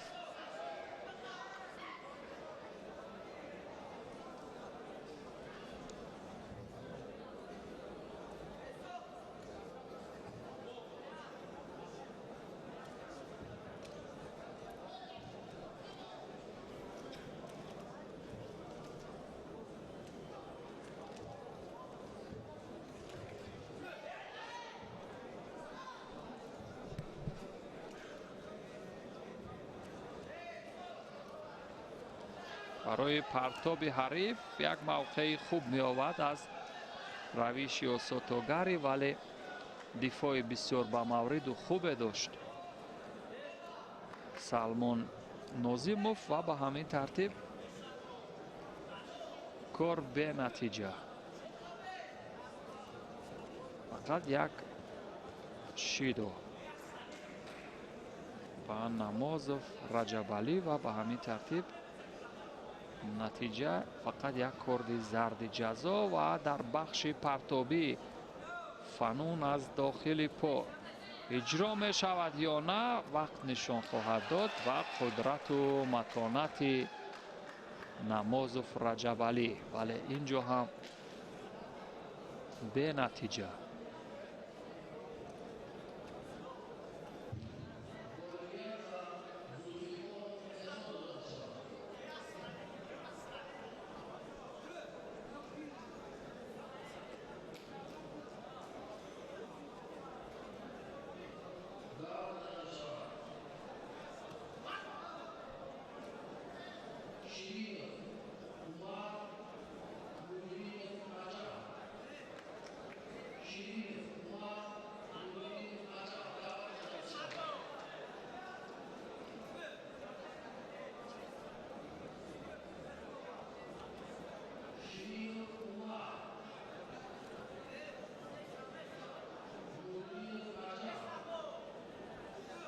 در مبارزه کمیکات نتیجه نوزیموف سلمان به نتیجه بود و همین ترتیب یک کارد زرد جزای دیگر به او هم و نتیجه برابر.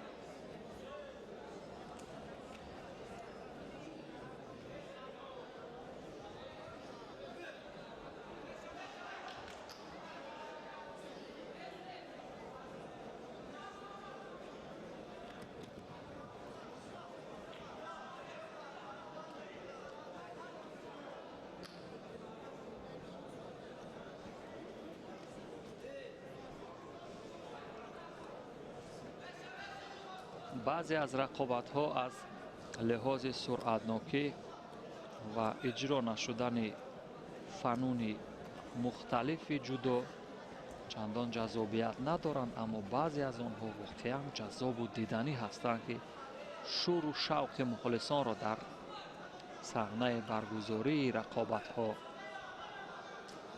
خیلی زیاد برمی انگیزند. و کوچیگری به نتیجه بخشید. به همین ترتیب از لحظه اول که اجرا کرد تو به همان قسمت پایانی برد و ببینید چگونه مخلصان و هواداران نیز تشویق میکنند. سلمان نوزیموف در همان لحظه های پایانی رقابت بالاخره موفق به کسب یک امتیاز شد با روش کوچیگری. ببینید به همین شکل از قسمت یک گوشه مربع تا وقت گوشه دیگر همین عملکرد را برد. این هم واقعا هیچ سهل و ساده نیست. کوچیگری بسیار جذاب و دیدنی.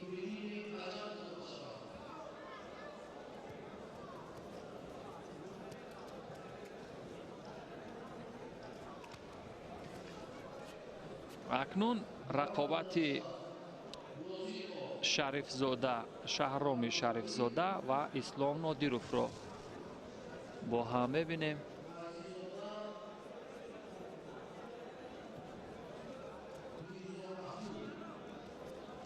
باز هم همان روش کوچیگری در اینجا هم استفاده می شود و زیدی حمله با همان روش تنیو توشی.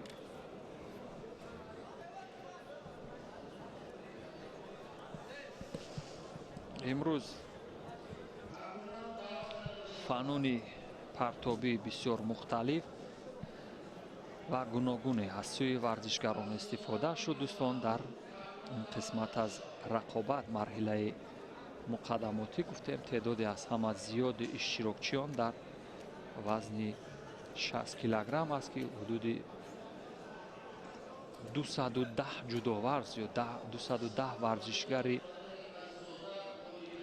ҷудокорро номнавис карданд.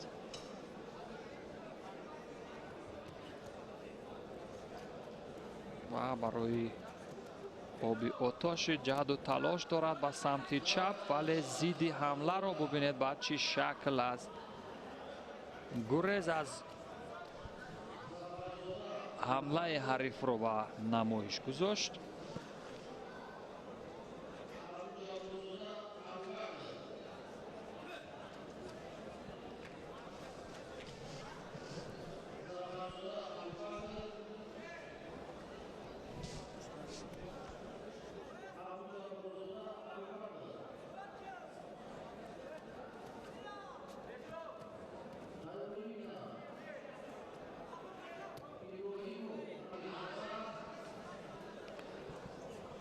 ва як вазари ба Шаҳром Шарифзода.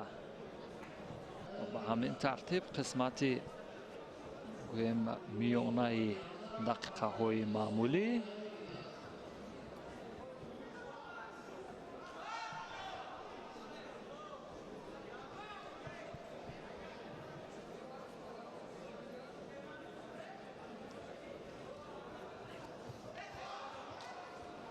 маротибаи дигар низ як шанси зидди ҳамла ҳаст барои пурра кардани як имтиёзи нокомил,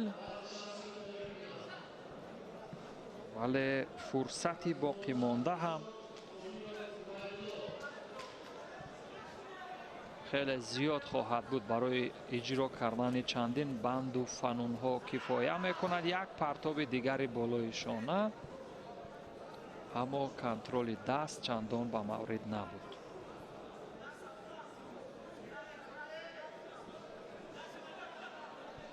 довар барои ҷобаҷогузории ҷудогӣ ё ҳамон кимано дастур медиҳад ва ба ҳамин тартиб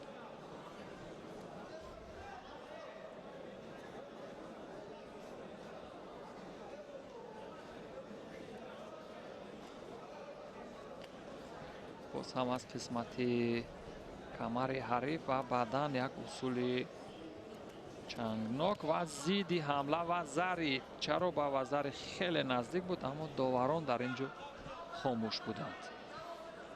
зидди ҳамлае ки аз сӯи Нодиров буд ба вазари хеле шабоҳат дошт, вале ба ҳар ҳол доварон дар ин маврид қазоват мекунанд, чун ҳаққи довариро онҳо доранд. вале таи ҳамин чанд соли охир, махсусан як соли охир, қариб ки ҳар як мусобиқоте ки дар дохили ҷумҳурӣ баргузор мегардад воқеан аз сӯи дастандаркорони Федератсияи ҷудои Тоҷикистон пеш аз ҳама адолат дар он дар мадди аввал ҳаст. 41 сония то анҷоми вақти асосӣ боқӣ мондааст.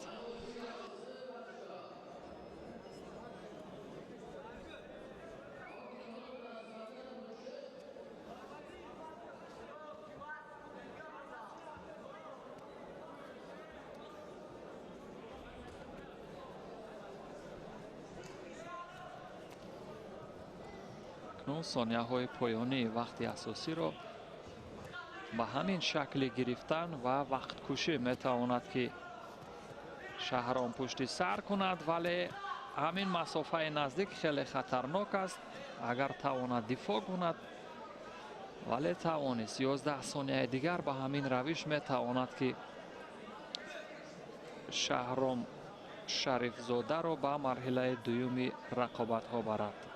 сонияҳои поёнӣ ба шумор ва ин ҷо дигар мадор иҷрои усулеро надорад Нодиров ва ба ҳамин тартиб вақт ба анҷом мерасад. ва Шаҳроми Шарифзода ба марҳилаи баъдии рақобатҳо роҳ хат мегирад.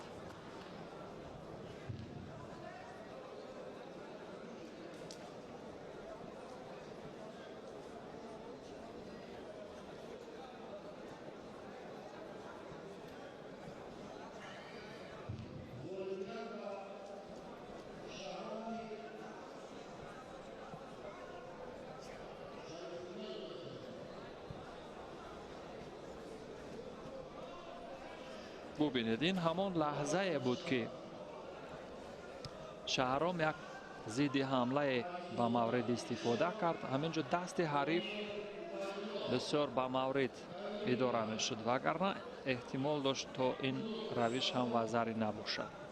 رقابت نوبتی دوستان عزیز میان دلشاد عزیززاده از دسته دوشنبه با لباسهای سفید و عبیدالله قادیروف با جداگی کبود یا همان کیمانوی کبود از شهر وحدت است.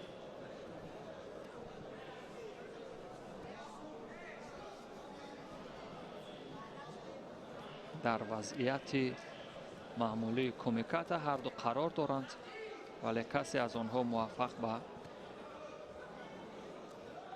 اجرای یک فنی زیبا نمی شود. در لحظه های اول و مخصوصا در میان ورزشگران دسته تا 60 کیلوگرم اجرای فنونی کار در زمین مخصوصا در بخش اسیکومی وضع یا همان نگاه داشتن یا اداره حریف به تخت پوش بسیار مشکل است، چون که این ورزشگران چست و چالاک و با سرعت حریف که در همه حالت از فشار حریف که وزن حریف هم سبک هست می توانند به آسانی رها یابند. یعنی در بخش اسیکومی وضع خیلی کم هست و ورزشگری که موفق شود در وزن 60 کیلوگرم. فقط در یک حالت، در حالتی که یعنی رقابت در گلدن سکو خیلی از لحاظ وقت یا زمانی طول میکشد، هر دو ورزشگر خسته میشند و در این حالت احتمالیت کار در زمین و با همان روش اسیکومی وضع امکان پذیر است.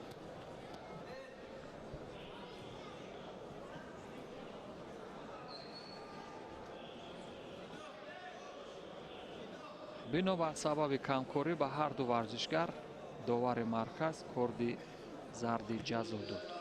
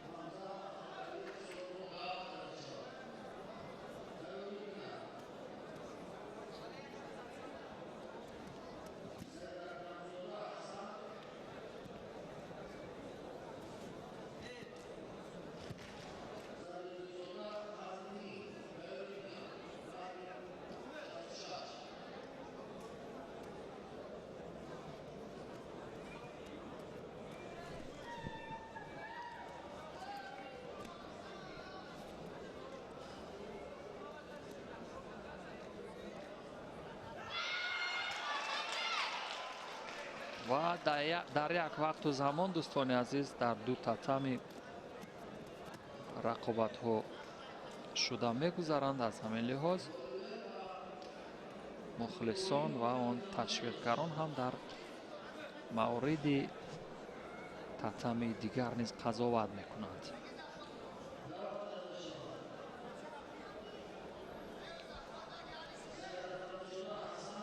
یعنی هر رقابتی که جالب هست شروع شوق را برمی انگیزد.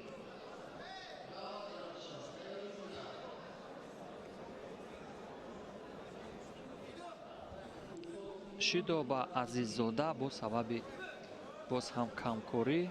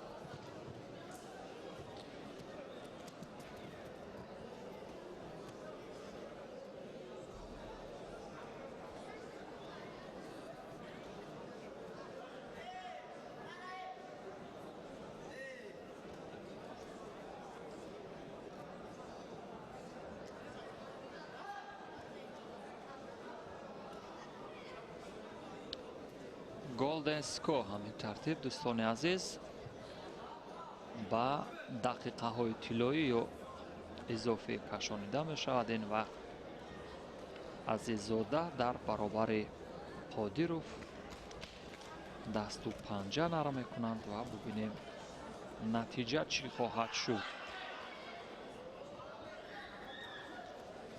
партоби самти чапи самти рости шона ҳам бенатиҷа буд. ин гуна ҳаракот дар сурати иҷро шудани хуб, таодули ҳарифро хуб барҳам задан метавонад ки ҷаззобият ва он ҳузуру ҳаловатро ба бинандаҳо манзур кунад.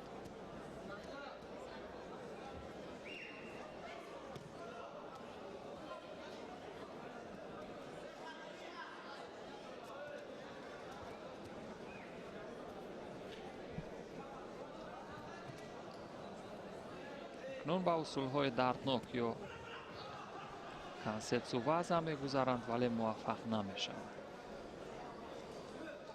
бештар Азиззода дар ҳамин қисмат ҷаҳду талош кард. ин хуозмоӣ дар маҷмӯъ дақиқаи шашумаш пушти сар мешавад. партоби ҷаззоб ва зарри боз ҳам сеоенаге ё ҳамон болои шона бисёр ҷаззобу диданӣ буд ва Дилшод Азиззода аз даври рақобатҳо ҳазф шуд ва Убайдулло Қодиров бошад дар ин қисмат аз рақобатҳо муваффақ шуд ва ба марҳилаи баъдии рақобатҳо роҳ хат гирифт. Қодиров оне ки боли бо сои кабуд ҳаст.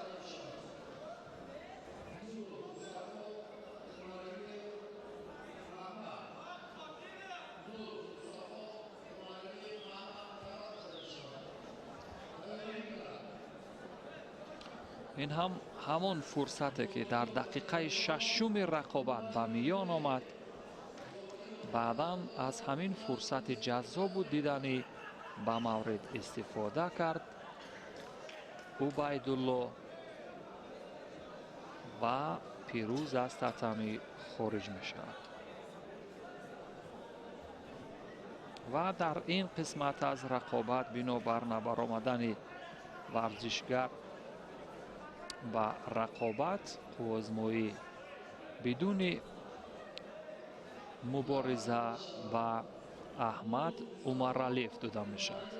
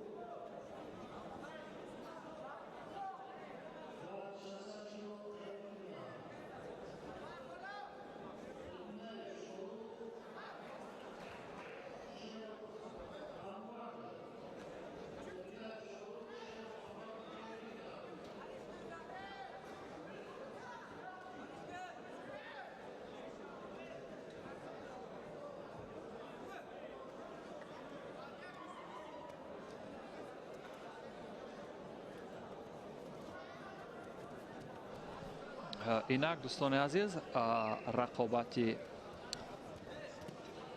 варзишгарон Зокиров Ҳидоятулло дар баробари Умари Умед сурат мегирад. Умеди Умар боли бо сои кабуд ҳаст, Ҳидоятулло боли бо сои сафед. Ҳидоятулло ба самти рости ҳариф майли اجرای یک فن کرد ولی موفق نشد. بعداً به سمت چپ گذشت.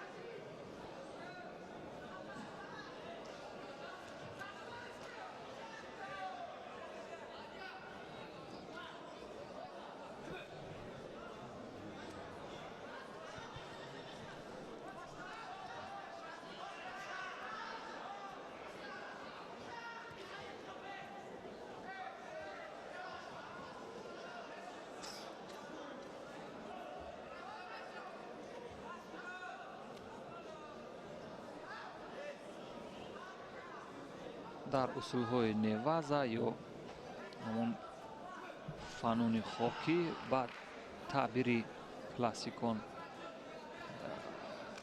هیچ ورزشگر موفق با گرفتن امتیاز نشد امروز.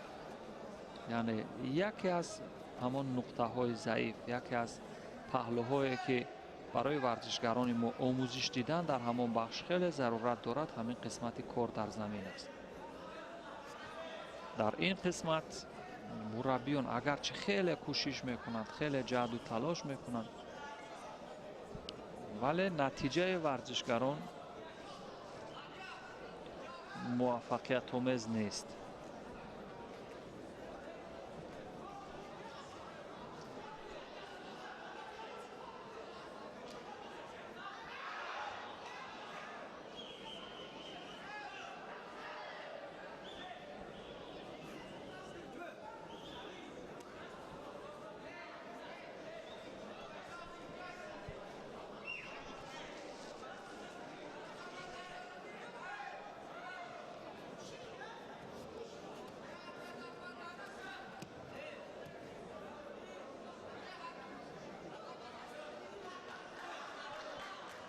سبب تپیدن نادرست یک شیدای دیگر با زوکیروف، همین ترتیب احساس خطر برای زوکیروف زیادتر می شود.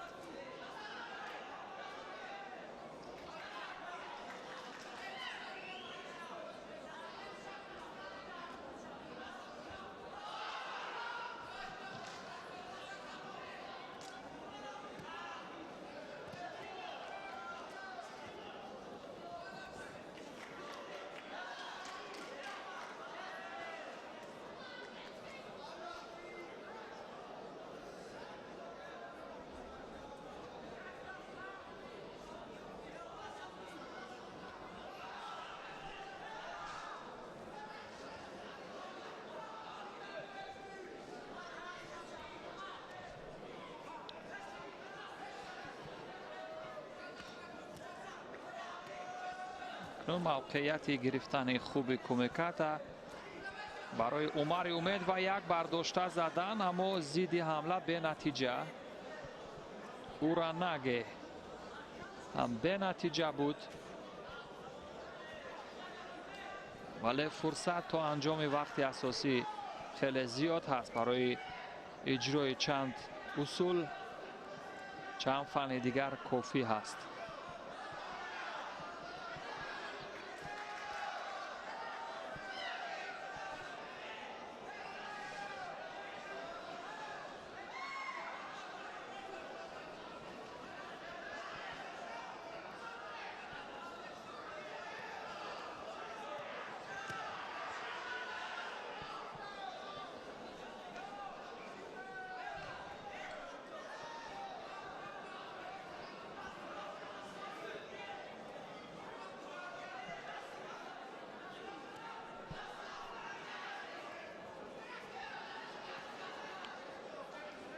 در همین حالت که بیشتر همون فنون پرتابی سراپا اجرا میشن به سمت راست و چپ، اجرای فنون زیدی حمله هم بسیار با مورد هست، اما یکم سستی میکنند بعضی از ورزشگران.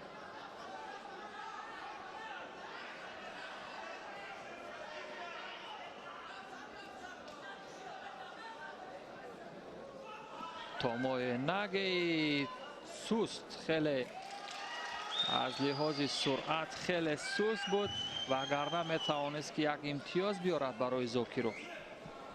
اگر کمکاری او را به نوبت بگیرد جمشید خلیلوف، پس نتیجه بر سود عمر امید خواهد بود و فنون خفه کردن نیز به نتیجه 8 ثانیه دیگر تا انجام دقیقه های معمولی. جست آخر را ببینیم به چه سان پایان می‌یابد. یک کوچیگر یا هلوک چنگ اندازی با پای بر داخل پایهای حریف هم به نتیجه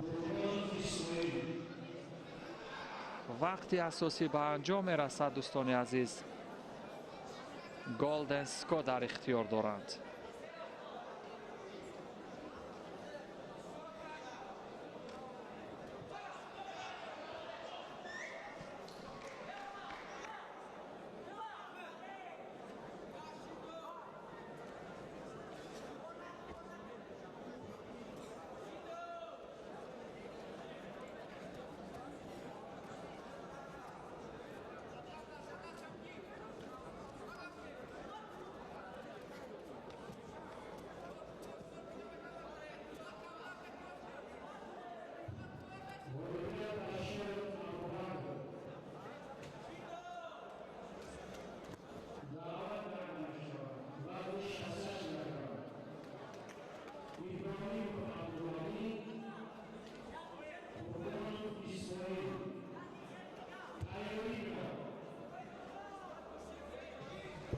گلدن سکو حدود 35 ثانیه بیشتر سپری می‌گردد. هنوز هم همان سبک و روشی که بود و همون شکل آزمایی ادامه می‌یابد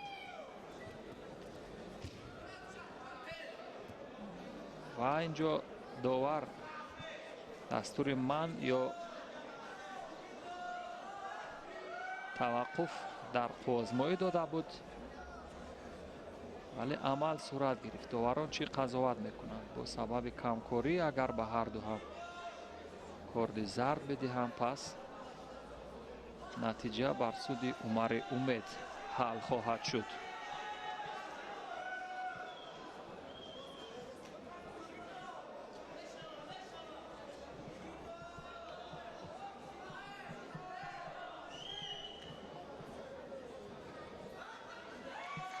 با سبب گرفتن نادرست در بخش خفیدن یا همان گارد عمر امید پیروز شد. به مرحله بعدی رقابت ها را خواهد گرفت.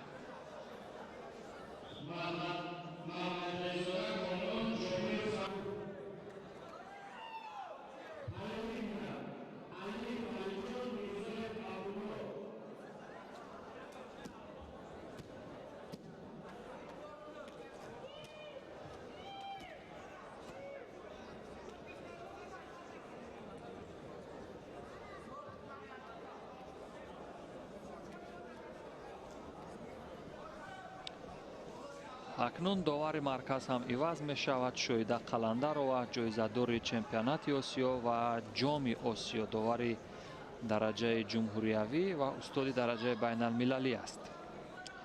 او رقابت کامران محمد بگزاده و حریفش فرخ جابیروف از دسته دوشنبه را داوری خواهد کرد.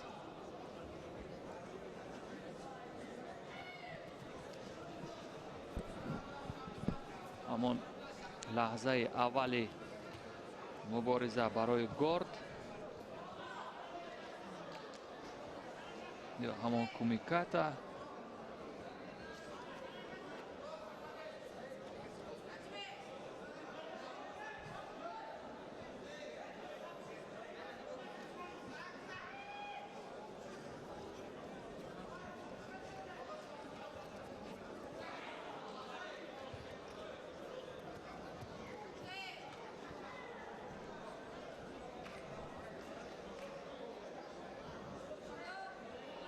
با سبب کمکاری به هر دو ورزشگر کارد زرد یا شیدوی اول.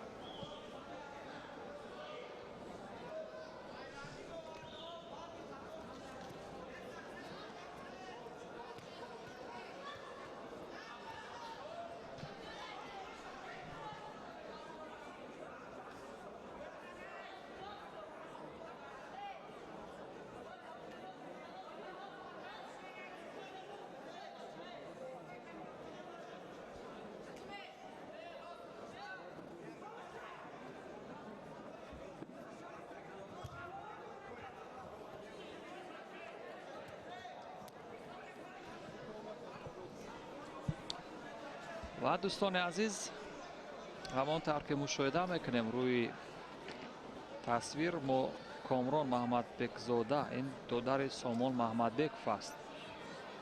آن ورزشگری که در وزن 73 کیلوگرم رقابت ها شانسی دریافت سهمیه بازی های المپی را دارد. اما چند رقابتش در گرند اسلم های فصل های آخر در دور اول که باخت و وزاری دودر سامان محمدبکov یک وزاری به حریفش حد یک کرد. کامران محمدبک زاده با جدوگی سفید هست اما هنوز فرصت هست فروخ جابیروف باشد توان دفاع کردن همان یک کارد همان یک وزاری را دارد یا نه این را وقت نشان خواهد داد. سبک گوشتینگیری یا همان نحوه رقابت برای کامران محمدبک زاده با سامان محمدبکov خیلی شباهت دارد. از لحاظ داشتن قامت بلند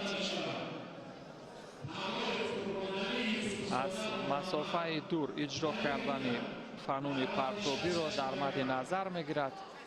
ببینید بار دیگر کوشش میکند تا از اصولهای ضربه آیی و ضد حمله یک دقیقه دیگر تا انجام وقت اساسی.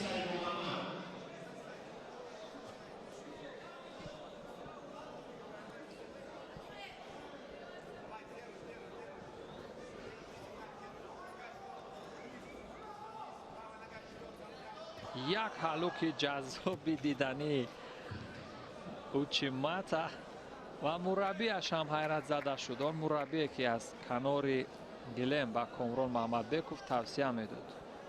آن مربی گرجستانی که از فدراسیون روسیه به تاجیکستان آمده است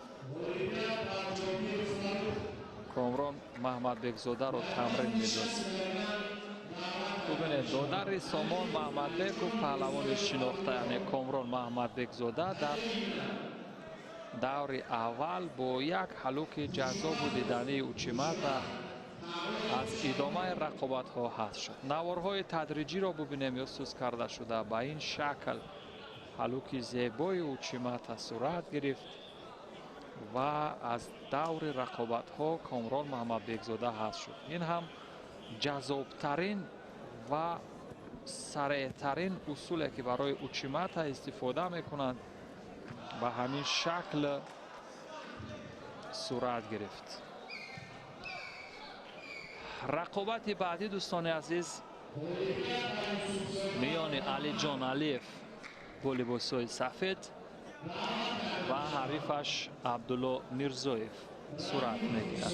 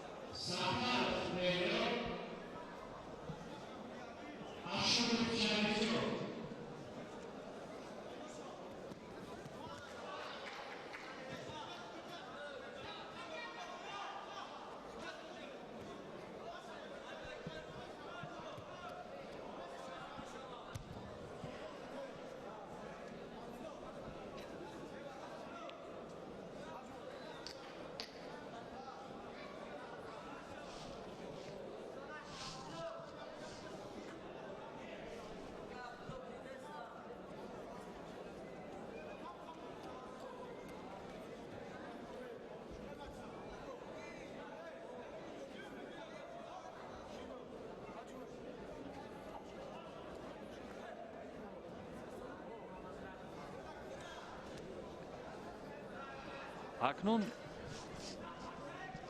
دوستان عزیز سرخانوف محمد رحیم این دارنده مدال برنجی چمپیونات آسیا میان جوانان است.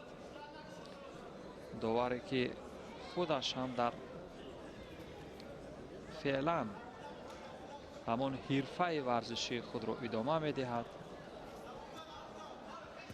و او امروز به صفت داور довари дараҷаи ҷумҳуриявӣ ва устоди дараҷаи байналмилалӣ аст. оид ба ҷудо. ин рақобате ки миёни Мирзоев феълан бо доштани як вазари пешсаф аст ва ҳамчунин Алиҷон Алиевро доварӣ мекунад.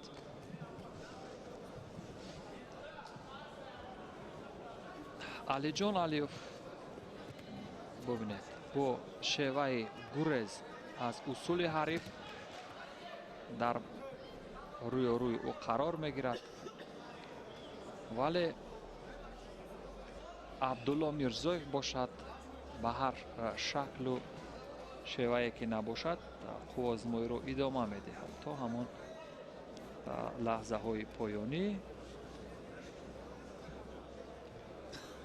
яъне чун иҷро мекунад, меқапад ва бубинед бори дигар ҳам қариб буд то ҳарифро аз пой дароварад.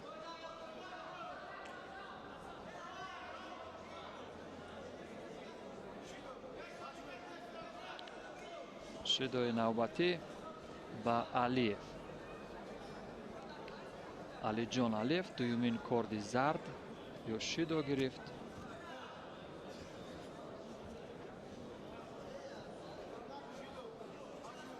ва боз ҳам бо сабаби хато гирифтан ба Абдулло Мирзоев корди зард ё шидо. аз назари кортҳои зард натиҷа баробар аст.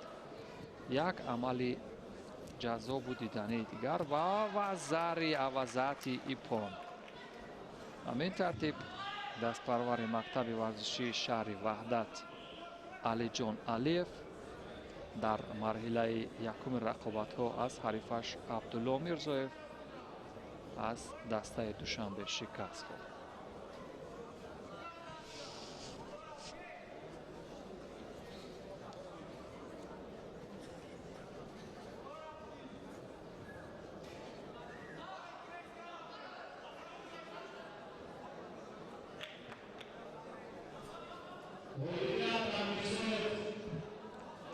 Абдулло Мирзоев ғолибиятро ба даст овард. дӯстони азиз, бубинем равишҳои иҷро кардаи ӯ.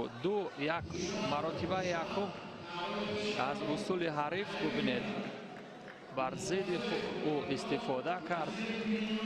ба ҳамин шева маротибаи дуюм низ фақат аз зидди ҳамлаҳо кор гирифт ва натиҷа ҳамон аст ки рӯи тасвир мушоҳида мекунем.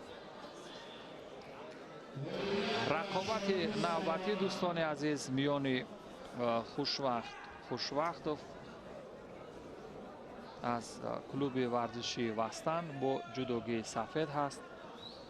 ӯ дар баробари Шаҳром Тағоев қарор мегирад. дар ҳамон лаҳзаи аввал асикоми ваза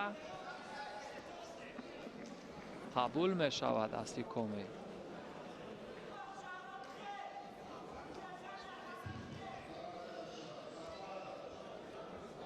бубинед ба чӣ шакл маҳкам.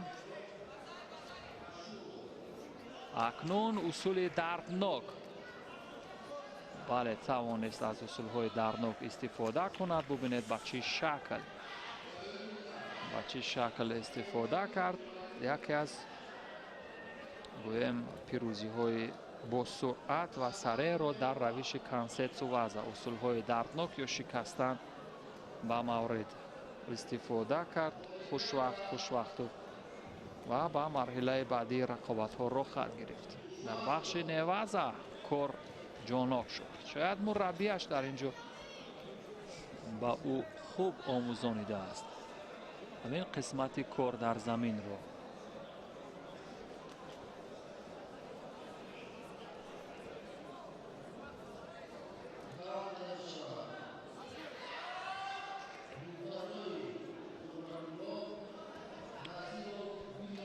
бубинед кансетсу ваза ба чӣ шакл сурат гирифт. ибтидо мехост идораи ҳариф ва баъдан усули дарднокро истифода кард. рақобати Қудрулло Муртазои Қудрулло дар баробари Биньямин Назиров.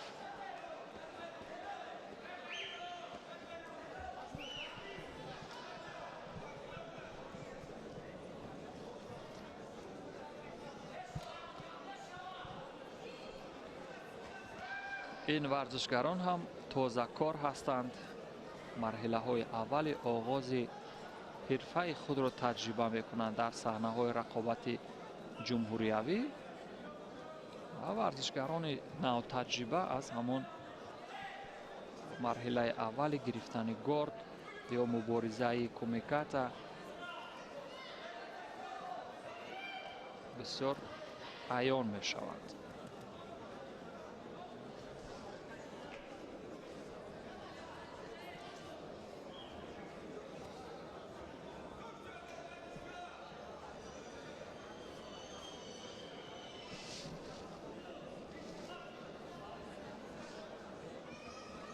باز استحکام وضع اکنون صورت میگیرد.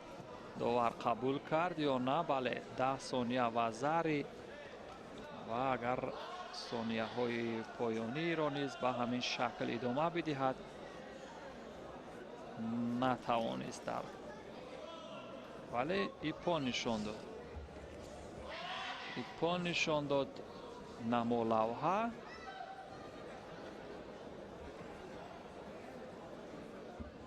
با همین ترتیب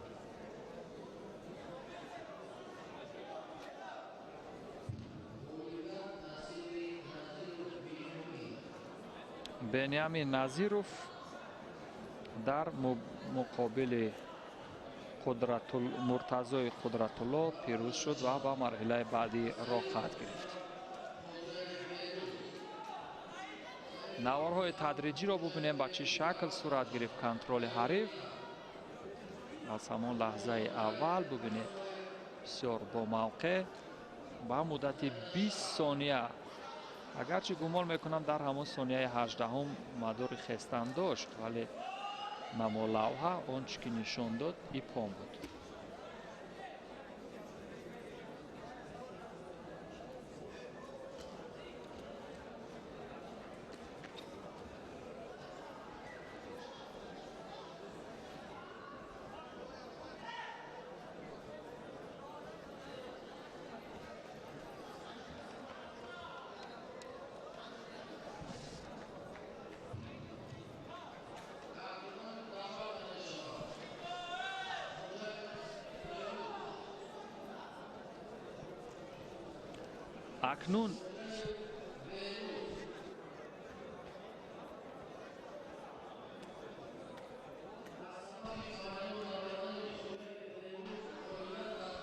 اکنون دوستان عزیز در این رقابتی که صورت نگرفت بدون به میدان برآمدن یا مبارزه کردن، رستم سعیدوف به مرحله بعدی رقابت ها را خواهد گرفت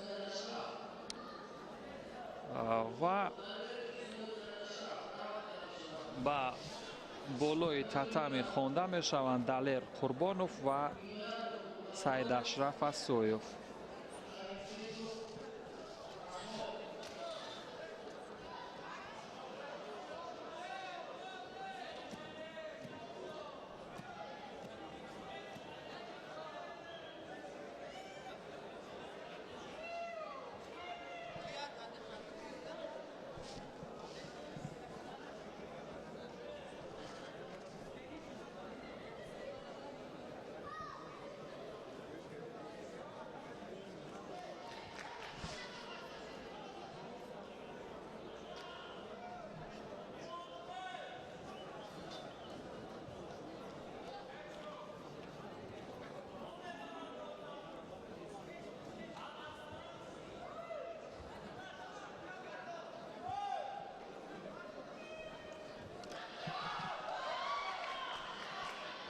با لباس‌های سفید است دلیر قربانوف، این دستپرور مکتب ورزشی شهر دوشنبه، او در برابر سعید اشرف اسویف.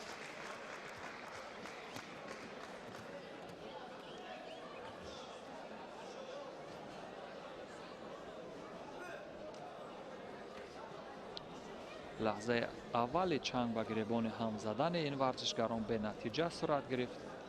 در ادامه رقابت اکنون ببینیم چی خواهد شد. گرفتن یک گارد بسیار محکم بود از سوی اسویف ولی به نتیجه.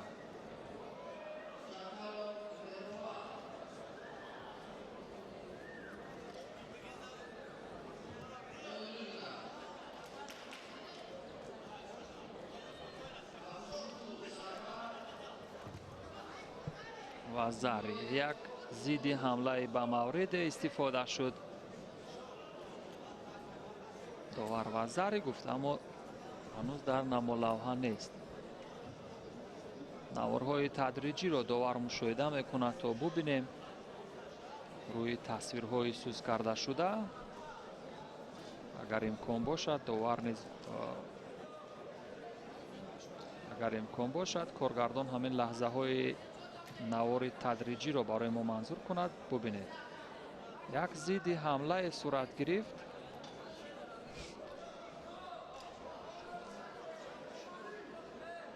اما داوران چی قضاوت کردند در این مورد؟ وزری برداشته می شود. وزری نبود دوستان، وزری نبود و به همین ترتیب آزمایی ادامه می یابد. اگرچه یک ضد حمله بود، پرتاب بالای شانه هم نتیجه نبخشید و فند خاک گذشت. اکنون قربانوف که این فند هم به نتیجه.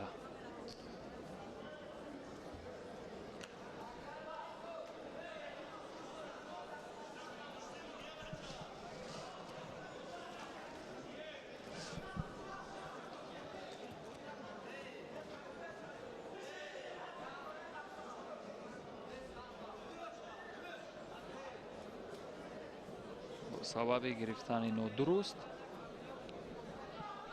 همون کومیکات به موقع یک کورد زرد جزا با اسایف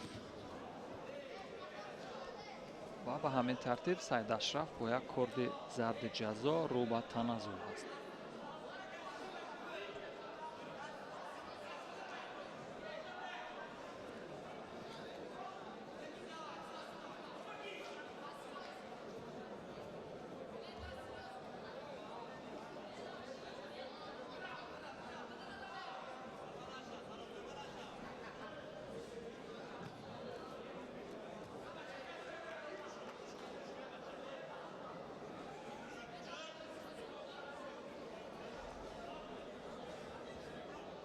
از دور گلیم خارج شدن یا از مربع بیرون برآمدن شیدای اول با دل قربانوف به همین ترتیب شیداها برابر بشند 1 بر 1.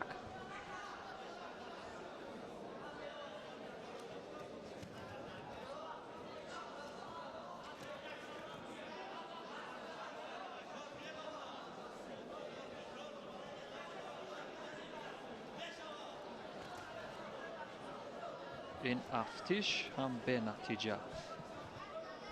هیچ کنترل نبود در دستان حریف و خفه کردن، اصول بیهوش کردن یا همون شیم وضع به مورد صورت گرفت و قربانوف دلر قبل از انجام وقت اساسی به صفت پیروز به مرحله بعدی راه خط میگیرد.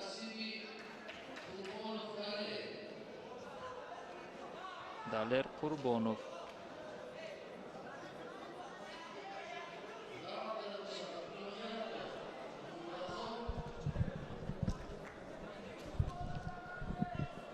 بار دیگر مشاهده کنیم دوستان. اینجا همون لحظه افتش بود تا برای یک قپیدن فرصت بدهد و قربانوف و ورزشگر خودش تسلیم شد وگرنه داور ندیده بود که ورزشگر اینجا به صفت یعنی رمزی تسلیم شدن 3 بار به بالای تتمی ببینید اشاره کرد.